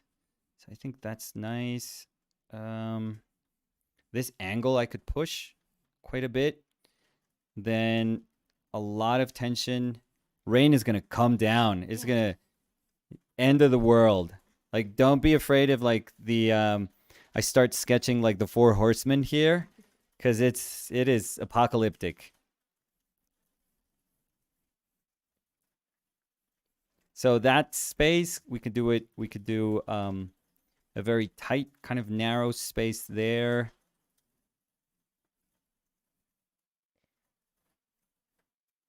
Let me check my elbows. So yeah, so there's actually like a slight angle to the elbows. They don't meet at the same height. This is very narrow, so that's something that I saw here, but I didn't make a mental note of that here. Can you guys hear the rain? Tell me that you can. It's super loud. I mean, it's loud to hear. Yeah.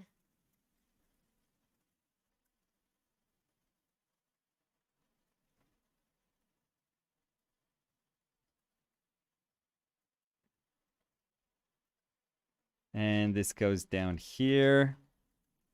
Oh, crap. My bucket. Your bucket hat. I don't know if it's going to fit. Bucket. My bucket hat. It's mine now. I'm drawing it. I don't know if it's going to fit. I think it is. We'll make it fit. We'll make it work.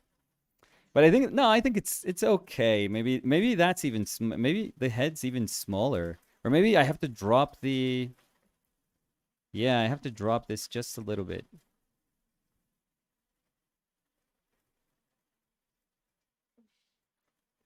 Yeah, the good thing about the one cool thing about when it rains is that it just clears up. It starts clearing up. Because before it rains, oh my God. It's like it's absurd how dark it gets here in Bogota. Yeah, but sometimes that period of rain is like 2 hours, Yeah, three yeah, yeah. hours. So Yeah. so it's not like a little rain and then it opens up. No. And this is our rainy season by you know, by our standards, like this is our very, very rainy season. We have one in like March, April. April. Yeah, Yeah. abril, lluvias mil. And we have one in October. Yeah. Like always, always around Halloween. It just historically we just get terrible like downpour. Yeah. So Rosalind says the rain, awesome. So yeah, I think they can hear the rain. yeah, just think of it as ASMR, Yeah. maybe. Just think of me just I don't know doing something to my But microphone or something. I gotta get one of those microphones that are in the shape of ears, which I had no, no that's idea horrible. existed. No. No idea existed until we started watching some of those super famous people that do ASMR. Yeah. No, So but creepy. no, that's weird. They're so Like creepy. I mean, imagine no, you not creepy. painting. Let's not judge. No, no, Let's no, not no. judge. But I was thinking Let's for not kink you. shame anyone. Like imagine you painting and I could talking to an ear I like could an do it. ear. Oh, I No. could so do it. No, no. I could so do it. No. Team ear. No. Yeah, we could do that for No ear. and just we could put a webcam like right here. No. While I'm painting, I'll get super close. No. No. They're saying no, it's weird. 20. Just you wait. I'll just let me convince you guys. Give me one No. chance. I'll convince everyone. Leah says, haha, no kink shaming. No, not at all. No judgment. Judgment free zone here.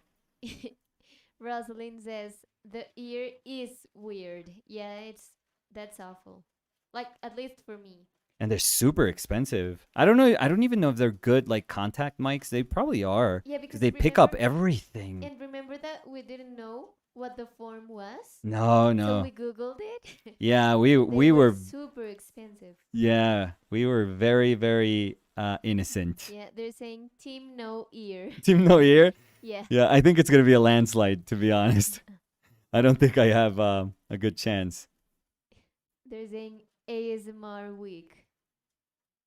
But we don't have the mic. No, I would just have to. I would just have to be this And- close. Yeah, and eat some potato chips. This close. Danny, can you see our numbers just plummeting? Yeah. They're just dying. Everyone's like, okay, goodbye. Yeah, current viewers too.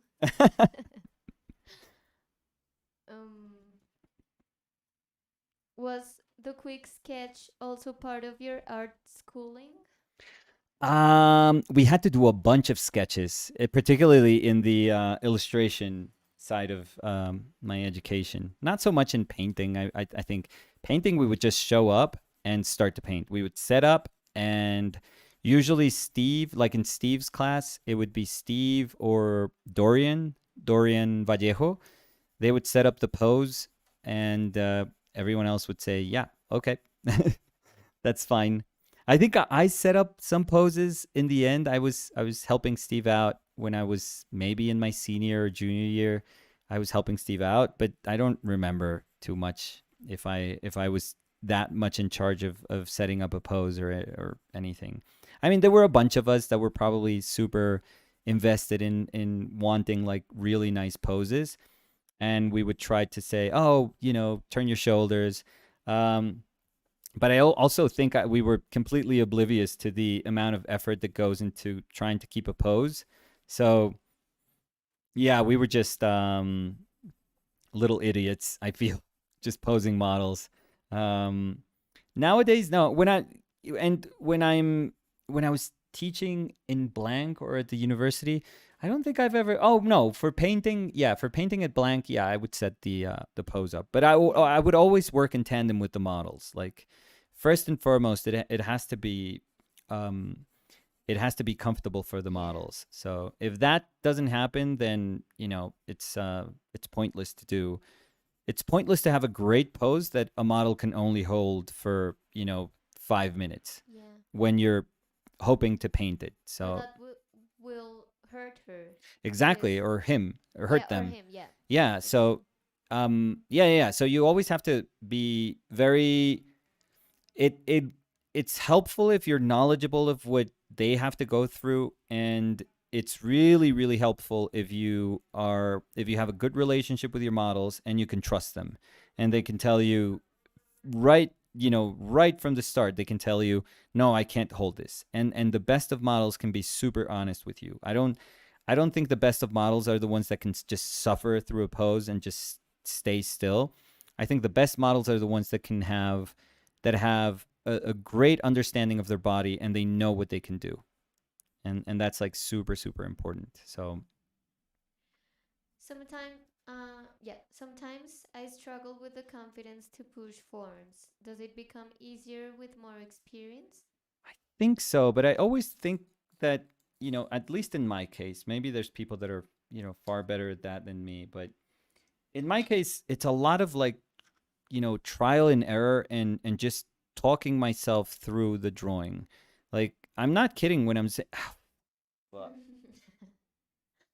I'm not kidding when I'm saying that. Well, let's not use that then.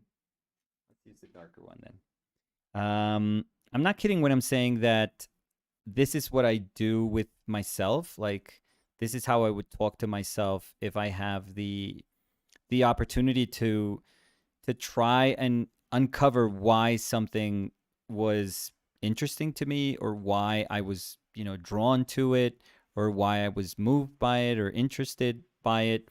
I spent a long time trying to figure out while I'm painting or during the painting. I tried to figure out why it works or if it works and if it's something that I can recognize and actually um, enhance while I'm painting it or reinforce while I'm painting it. I think would be better. That to me is like super super interesting. Linda, ¿me puedes hacer un fa? Sí, Mientras sigo dibujando. sí, ¿Me tajas en el sí, tuyo? sí, sí. ¿Me tajas este en el tuyo, porfa? Gracias. Um, they're saying there are some manga artists that do like ASMR pencil on paper. What? Yeah, but the sound of the pencil is cool. I don't know. Maybe. Can you hear this? Oh, don't start. Or maybe do. Maybe keep going.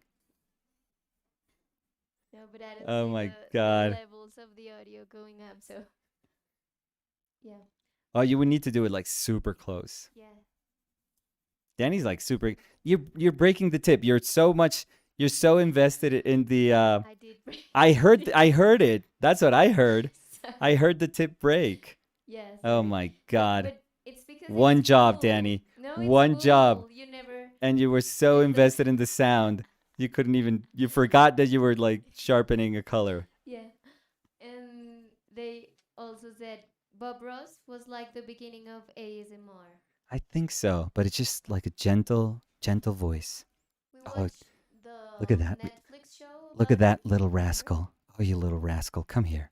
Come here, you little rascal. Big tree. Let's put a big tree over here.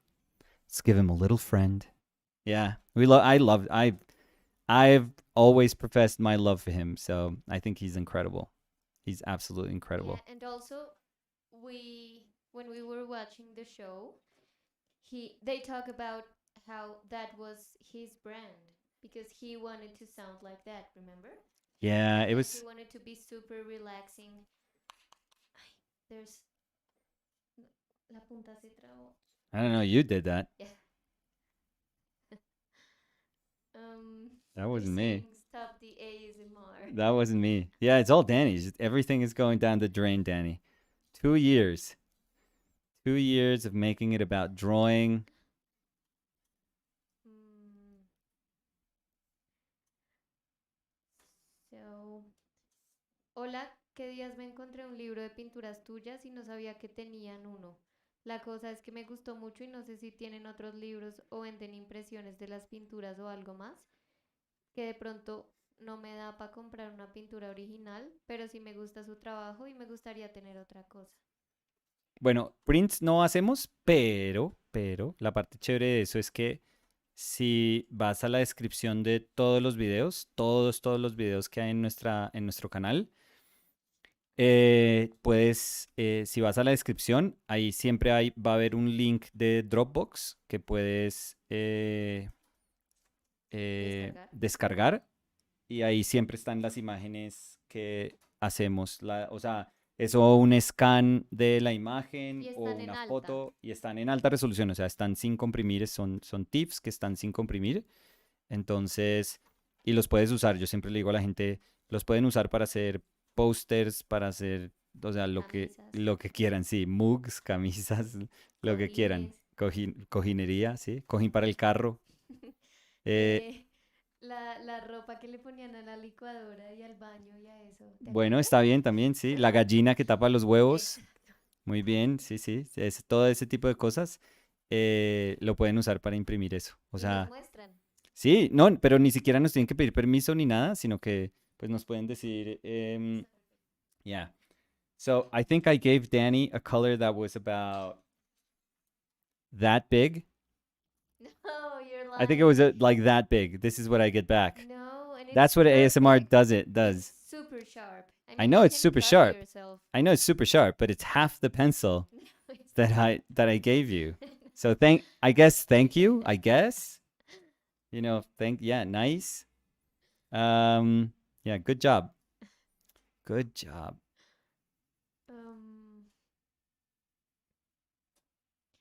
when you were doing this sketch, like the tiny This one? study, yeah, Yeah, this one has like a ton of attitude. I like it. yeah. Sergi dijo Spider Danny. Parecen los colores, sí, Oh, right. sí. Pero como Spider-Man parece, porque en ese estudio parece es como con unas botas super cowboy.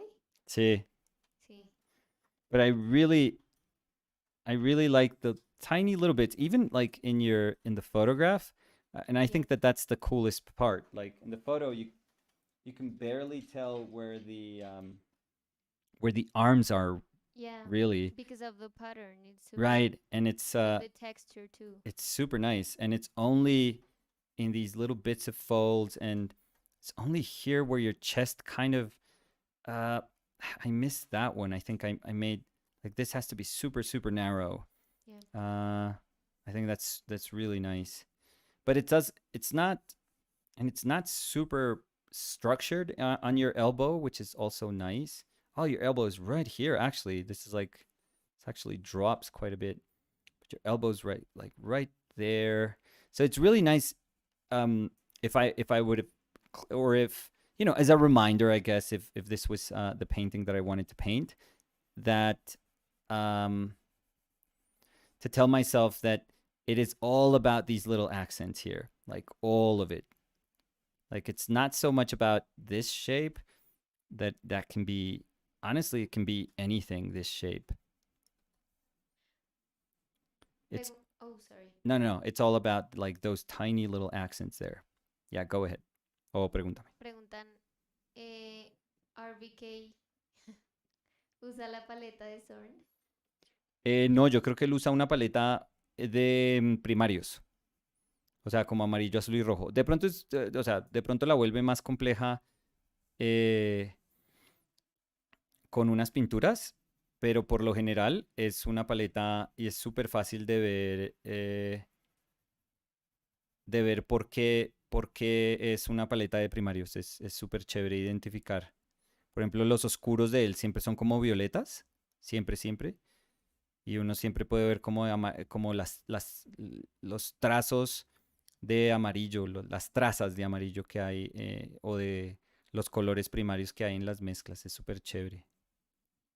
Pero sí, con toda certeza no una paleta Zorn así controlada, pero sí una paleta que puede ser amarillo, azul y rojo y ya, y blanco.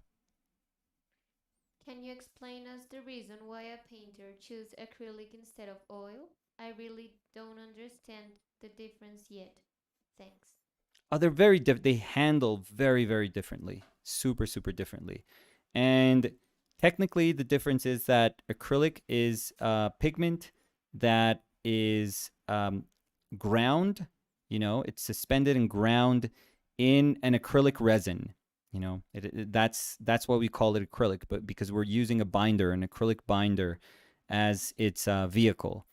And we call them oil paints because it's the same pigment, the exact same pigment as the acrylic, but we are taking that pigment and grinding it in oil, in drying oils. We can't use any oil. It's not like you ran out of oil, you ran out of linseed oil, and you're going to start to paint with olive oil, for example. No, you can't do that because olive oil is not a drying oil.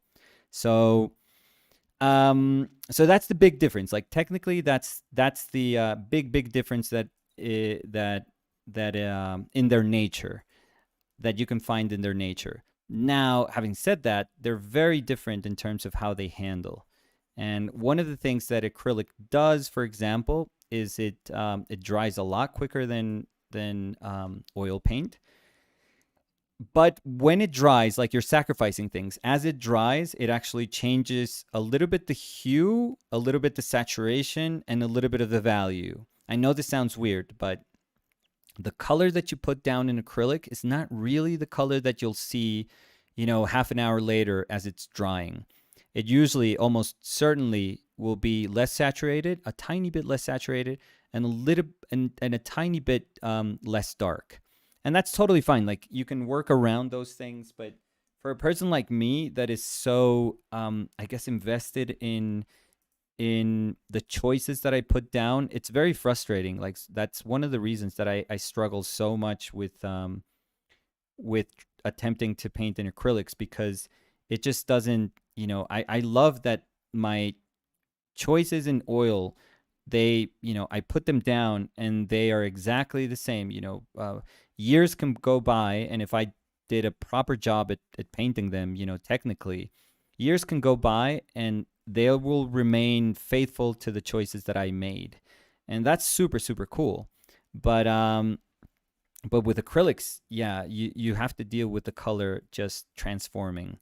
So a lot of the people that like to paint on acrylics, they do it because they don't want to deal with the mediums that we use in oil paint, that are usually far more dangerous for your health. Really, I mean, pigments. Some pigments, especially like heavy metal pigments, cadmiums and pigments that have cobalt in them, they are always going to be hazardous for your health. So that's going to be the same in both acrylics and oils.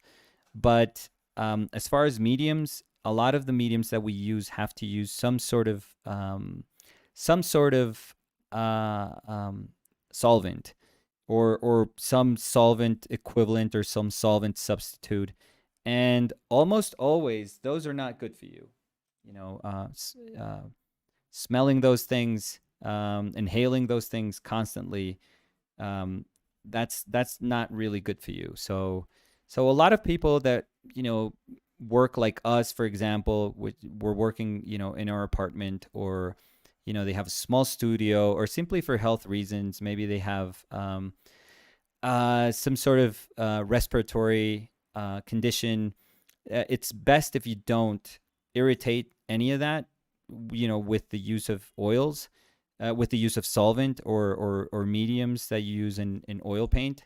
So yeah, so they much rather just use, let's say, glycerine to open up the drying times of acrylic, if you want to open it up a little bit more, which means that you want the paint to remain malleable for longer, and water, and that's all you need to paint with acrylic. So yeah, so it's just a simplifying your kind of like the variables that are part of each painting's nature. And if you see that, those things don't bother you, for example, in terms of the requirements that oil painting has, even though like nowadays we live at a time where there's almost always going to be a healthier substitute for what we're doing. But it's not going to be miraculous. Like still, oil paint has to deal with, if you're using somewhat traditional oil paint, you're going to have to deal with solvents. You're going to have to deal with, varnishes, and paint is going to smell, and that's almost unavoidable. So, but if you're okay with that, if you have a well-vented studio or a big enough place, and you just, you've gone to museums and or galleries, and you've looked at paintings, and you've realized that all of them, the ones that you love the most are oil paintings. Yeah, you have to, you can consciously make that choice and say, you know what, I'm gonna be careful about it, but I'm gonna, um, I want to deal with the sacrifices that you have to deal with, or the responsibilities better that you have to deal with when you oil paint. So yeah, it's a choice. It's really a choice. Yeah. One is not better than the other. But also, Liad is saying the only time I ever got sick from fumes from a medium, it was an acrylic medium that was labeled AP. So be careful and have Wow. ventilation. Yeah, I wonder what it was. Acrylic mediums, they acrylic, resins, they usually smell like glue, like a very not like not like closer to like a very strong like Elmer's glue, if you want to think about it. Even though that is different than an acrylic resin, than an acrylic binder. But it smells close to that. It almost and sometimes it smells like ammonium. I don't know if Leah, I don't know if you remember that smell, but usually very strong acrylic resins, they tend to smell like ammonium. Um, yeah, but I haven't had to deal with that much, to be totally honest. But yeah, but the other stuff, like the oil painting stuff, the way it smells, I've had to deal with that my whole life, and those I know by heart. Like those I really really know. So um, I can tell you that those are very tough. That like for sure those mediums are very very tough. So I'm surprised that in this one I was able to recognize what I liked about it fairly easily in that pose. I course corrected some of the things that I talked about here, which is kind of cool. Um, that I don't know if you guys saw at the beginning that I said, well, this is the shape of the sweater, and then I just brought my leg down like almost immediately. And I said, well, that's not going to work. It feels like she's tipping over. And the reason that that Danny felt like she was tipping over is because I hadn't like, you know, brought the hip out. So the bigger gesture can be this, underneath, like if you look at where the femur is born and where it travels and where their knee is, and then when it goes down to the ankle, like that's the bigger gesture. But that doesn't mean that we can super easily just simplify that leg as if it were like a 2x4. So we have to find that hip. That's really nice. And this is super super important. These I liked. This fold I wasn't expecting in Danny's jeans, but those kind of high rise kind of mom jeans are super nice because there's so much space between like the crotch and the hips, covering all of the hips. That is super cool. They're super super cool to draw because they can conform themselves really nicely to the body, and you can travel through them and actually find like the pelvis. So that I like that these were not quite doing this, but that's what's happening with this leg. This one is going straight down, and this one is coming at us. So that was very important there. And I still love let me see if I can make that a little bit darker. Yeah, I still love this shape. I think this shape kicks ass. Like this is such a cool shape. Super abstract. Doesn't have to make sense with like what's going on in the rest of the body. It doesn't matter. I know that this arm, I think I didn't give her as broad a shoulders as I should have. Or maybe I'm pushing out this shape. Yeah, that's what I'm doing. Because this space from her elbow to here, it's not as big in the actual pose, but I'm okay with that. Again, as long as we are conscious of the choices that we're making and we are conscious about the effect that they have on our drawing or painting, totally fine. As long as we know what's going on, that's totally, totally fine. But again, this contour, very simple, super abstract, but I love it. It's really, really great. That moment has to be really important. Those shoulders there, and they actually turn. There's a, it's so hard to see that with the sweater, but they're actually turning inwards, so we can see some of the plane of that shoulder there. It's super cool. Um, love the collar of this, the neck of this sweater. Oh, that's so cool. And that one we were saying that has to do that. So I'm pushing that just a little bit. Comes across a nice. It has to have structure, but it's a nice swooping gesture also. Very very nice. It's harder there. Nice swooping gesture. Then we get like a very organic fold here, which would be, if maybe if we were posing the folds, like this one wouldn't be super attractive, but um but we, because we're working with what we, have in that image, it's kind of cool to just keep it and say, okay, let me deal with this, in a kind of abstract way. um there we go.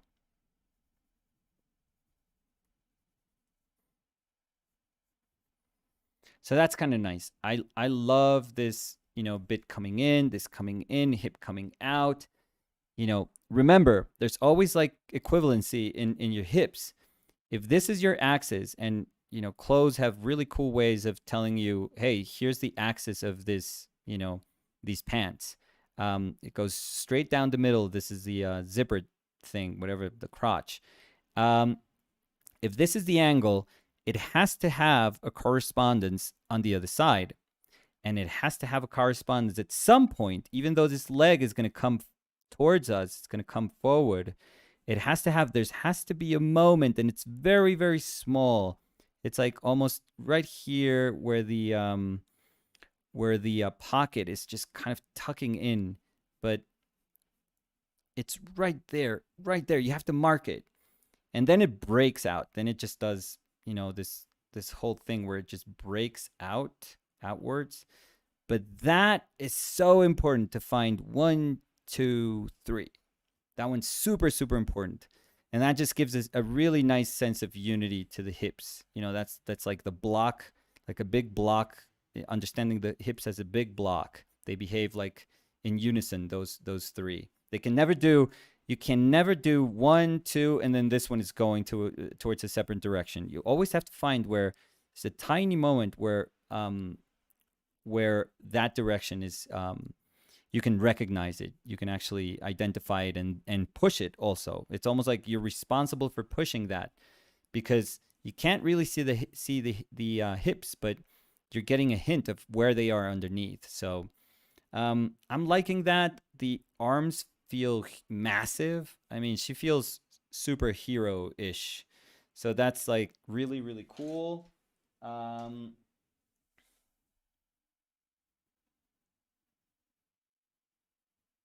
Can I ask a question? Yeah. Or okay. They're asking, would you guys consider doing a community stream, maybe with a short portfolio review, one piece per person, for us to get feedback on? Oh yeah, sure. We could totally do that for sure. Yeah. I was thinking that maybe, for example, it when we finish, in December, Danny, Yep. we could do like a Q&A one day, Yep. just, two of us, just so that people finally see us together. Have we been together in any of the videos, or No, I remember. I was always afraid that people thought that I was making you up. Yeah. No, remember that I was in an intro that I told you the idea to put my sweater on. Oh yeah, And you that you sneezed. coughed. No, you sneezed. I Or I? Yeah, I don't No, remember, but you started. Yeah, it was terrible, but it was fun. yeah. But that's the only time, and we were not together. We were not together. What do you? Oh, okay. Yeah, Like I was we first, didn't then you share. were on Yeah, screen, but we were not on screen at the same right. time. And So even in the giveaways, we're not. yeah, it's your hand Yeah, and my it's me. face. This is me, Yeah, the cow tattoo, and this and is then it's me, your the face. voice Yeah. here.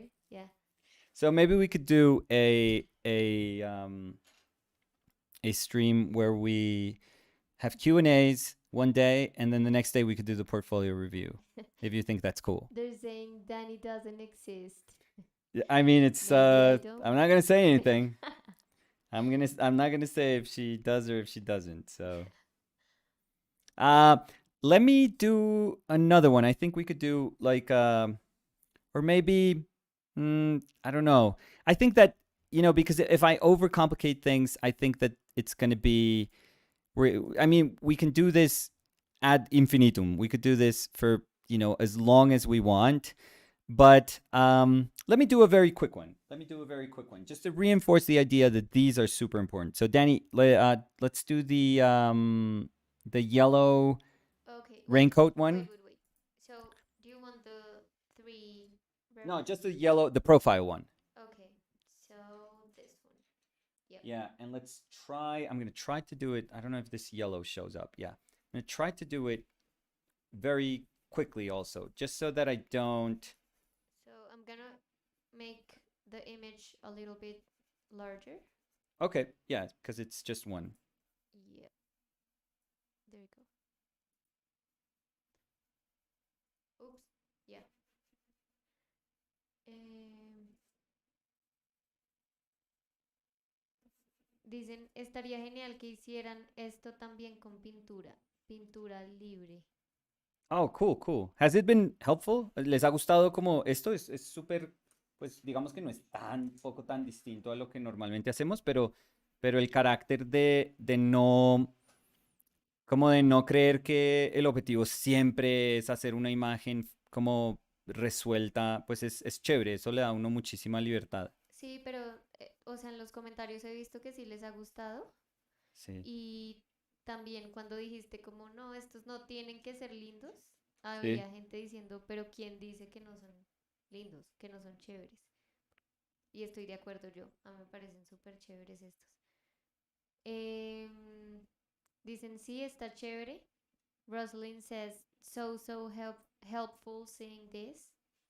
So, yeah, I think they liked. Oh, awesome. Yeah, so somebody suggested that we could do these with painting also, and that could be super cool. Yeah. I'm trying to look for more questions. Maybe if you guys have more questions or maybe something that you want to share with us or we want us that you want us to talk about, we're happy to listen to your suggestions. Please. Thank you. Thank you. Please and thank you. Dicen, sí, está genial, me acuerdan a los dibujos que hacen los diseñadores de moda. Sí, hay un artista que nos encanta a Dani y a mí que se llama Alex Main. Sí. Uy, Mr. que es, Main. sí, es ¿Es un Main o es Main? monstruo. ¿Se pronuncia Main? Creo que sí. Ay, ya me siento mal porque yo le pregunté y todo cuando Y se te hablamos de él. olvidó, fatal, sí. Sí, sí, sí. Pero es increíble. Sé que no es mine, que yo pensé que era mine como así como si fuera, no sé, como alemán o algo así. Alemán. Uy, qué huesera. Tenía que hacerlo. They're saying yes, so helpful. Awesome. Painted would be great too. Yes. I know. You easily could do a school. I have you thought of that? Said in my best ASMR voice.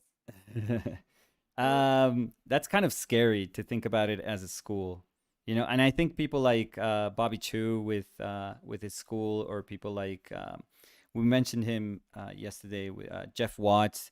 He does like a really cool job. Or I don't know if you guys have tried. I've never tried it, so I don't know. But I know that Steve Houston was or is a fantastic teacher. So um, what are they called? New.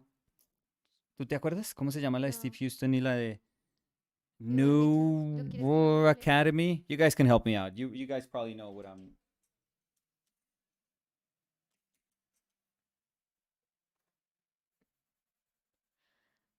Mm,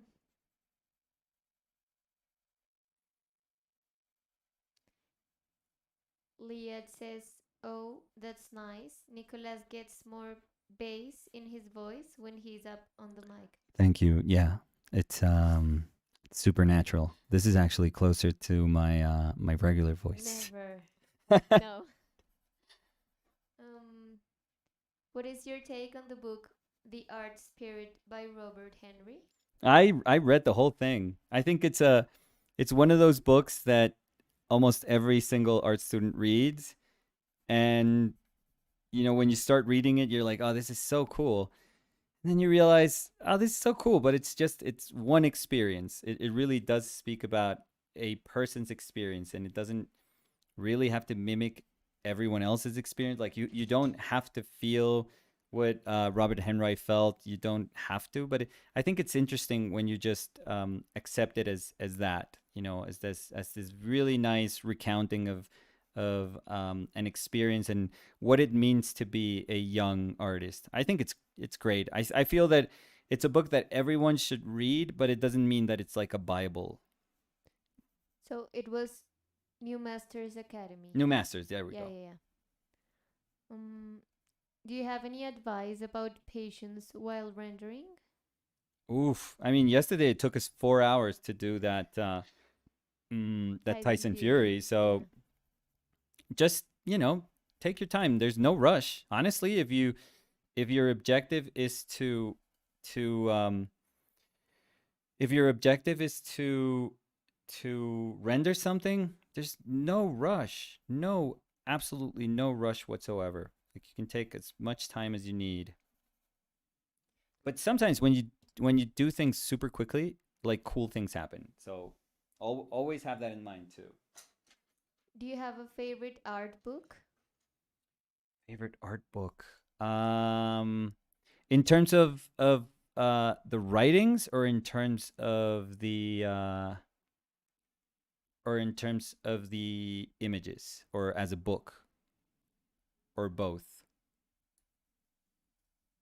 Mm, how to prepare a painting for shipping? If it's a So I'll say this super quickly. If it's a canvas and you can roll it up, you can take it off the stretchers and roll it up. Do that. I think that's the best way a canvas can actually travel. If you can't do that because it's already framed and the people want to, the people that bought it, they want to keep the frame, or they are not willing to frame them themselves, to frame the painting themselves, um, then oof, yeah, those framed paintings, you need to do like a crate almost for those, and those are very annoying. I would say those are super annoying to do. But again, the best way is when I, for example, have sold paintings that I tell people, I'm gonna send it on, you're gonna have to put it on stretchers. It's not on a frame. That you're gonna have to do that yourself. And I think people understand that. Like people are always cool with that, as long as they know that that's what they're getting. People are always gonna be cool with that.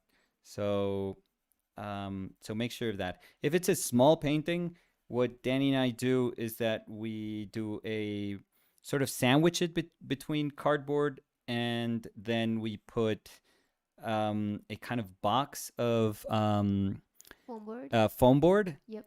around it. So it's pretty much just like a um, foam board reinforced cardboard box, if you think about it that Yeah, way. and Not we even box, because we ship them like flat, yeah, and we use the FedEx envelope. envelopes that Yep. have bubble wrap inside. So And we also use wax paper yeah, so that before yeah, just to the make sure that cardboard. it won't really stick to anything. So Yeah.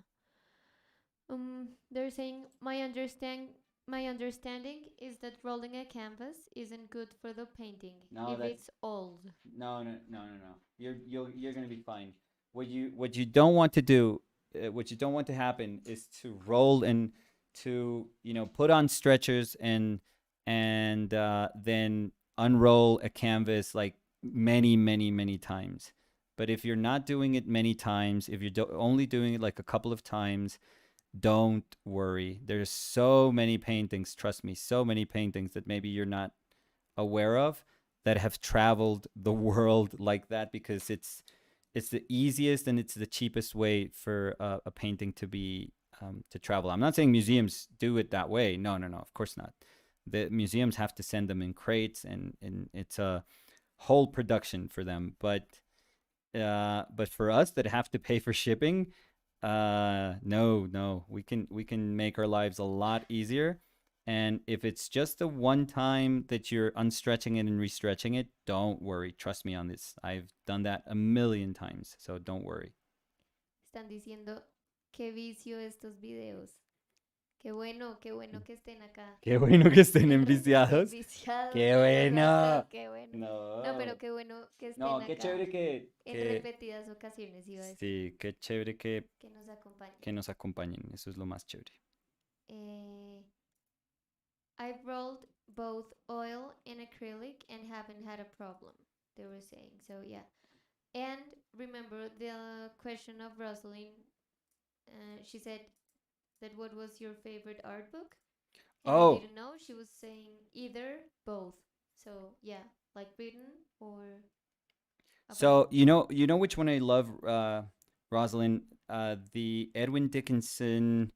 I think it's called. I can't remember what it's called. It's Could you look for Danny? It says Edwin Yep. Dickinson and Dreams. That's But Edwin Dickinson is one of, if not. Dreams and realities? Yep. Yep. Yep. So that book is incredible. I adore that book. I read it. Uh, the images are fantastic. I mean, it's an older book, so, and it's Dickinson, so there's not a lot of like great reproduction in terms of knowing exactly what the images really really look like, but it's amazing. And again, he's one of my favorite artists. His life story is incredible. So if you can find it, I think it's not super cheap anymore, but if you can find it, it's amazing. And I don't know if you like Edwin Dickinson, but I adore him. So I think it's on Amazon. is it Oh, wha- is it expensive? yeah, it says. Sorry, I overreacted a little. It says buy used Yeah. hardcover for No, $111 okay, or that's not paperback okay. $50. Yeah, that's not bad. That's not bad. Yeah, but it says like the cheapest one hardcover is 111. Yeah. There are two news for 279 and 50 cents. So yeah, 50 cent. 50 So cent. so we're going to finish today with this one, which is, I also wanted to give you guys an idea that you don't have to go from A to B to like painting or to like larger drawing. You can also let yourself be reactive with your drawing. You can also kind of give yourself the liberty to say, you know what, I'm just going to freely draw and freely put color down. And let me see if I can just get to that drawing very, very quickly. You don't have to explain things to yourself also. In such a detailed manner, you can just go for it. And in going for it, there's really cool things that are, that may start to happen. And you're going to start to see possibilities that would not happen if it wasn't if you were only doing this. So, it's the same thing as we said at the beginning. The important part is that we just kind of keep ourselves loose, and we just question ourselves, like we question everything. And every time we feel like we are accustomed to one way of drawing, like we just challenge it and we try to search for something else, and we try to understand why. That sense of questioning, I think it's super super important. So I know it's different today. It was a different day. We're going to stop it here because I really want to emphasize that this is what we were going for today. And I don't want to start to be redundant about doing these drawings. But I think it was nice that we could echo, these things in this one. We didn't need like a second version. We kind of identified the things that we needed to work on. And I think it's a really cool kind of like power pose. That's very very cool. Danny feels like super super powerful. That's Yeah, awesome. they were saying it was sassy. Yeah, yeah, super sass. Yeah. That's really nice. And this one is just like loose. This one is just like boom, like reacting, which can be so so cool too. So there are benefits to questioning. There are benefits to being rational about, why things work, and there are benefits to just letting go and to just, uncovering these things while you're drawing. So I would say all of them are important. The drawings that we've been doing throughout the week are super nice. They're excellent experiences. But I think that this is also really, really important when you draw, just, understanding it as a tool. Like ultimately, this is how you explain the world around you to you most effectively, like most quickly. If we had paint, it wouldn't be this quick or this effective. So drawing is like so fundamental that it can teach you very very quickly. So that makes it, in my eyes, the most powerful tool. So always remember, it's not a technique, it's not a way to just say, oh, I learned how to do color pencil drawing. No, no, it's beyond that. It's so so much bigger than that. Remember, it's the way you're going to try to make sense of things. And just talk to yourself, like, talk through your drawing, explain things to yourself through your drawing. And I think that that really really helps. So we're gonna leave that. We did like a super long stream yesterday, so we don't want to bore you guys to death.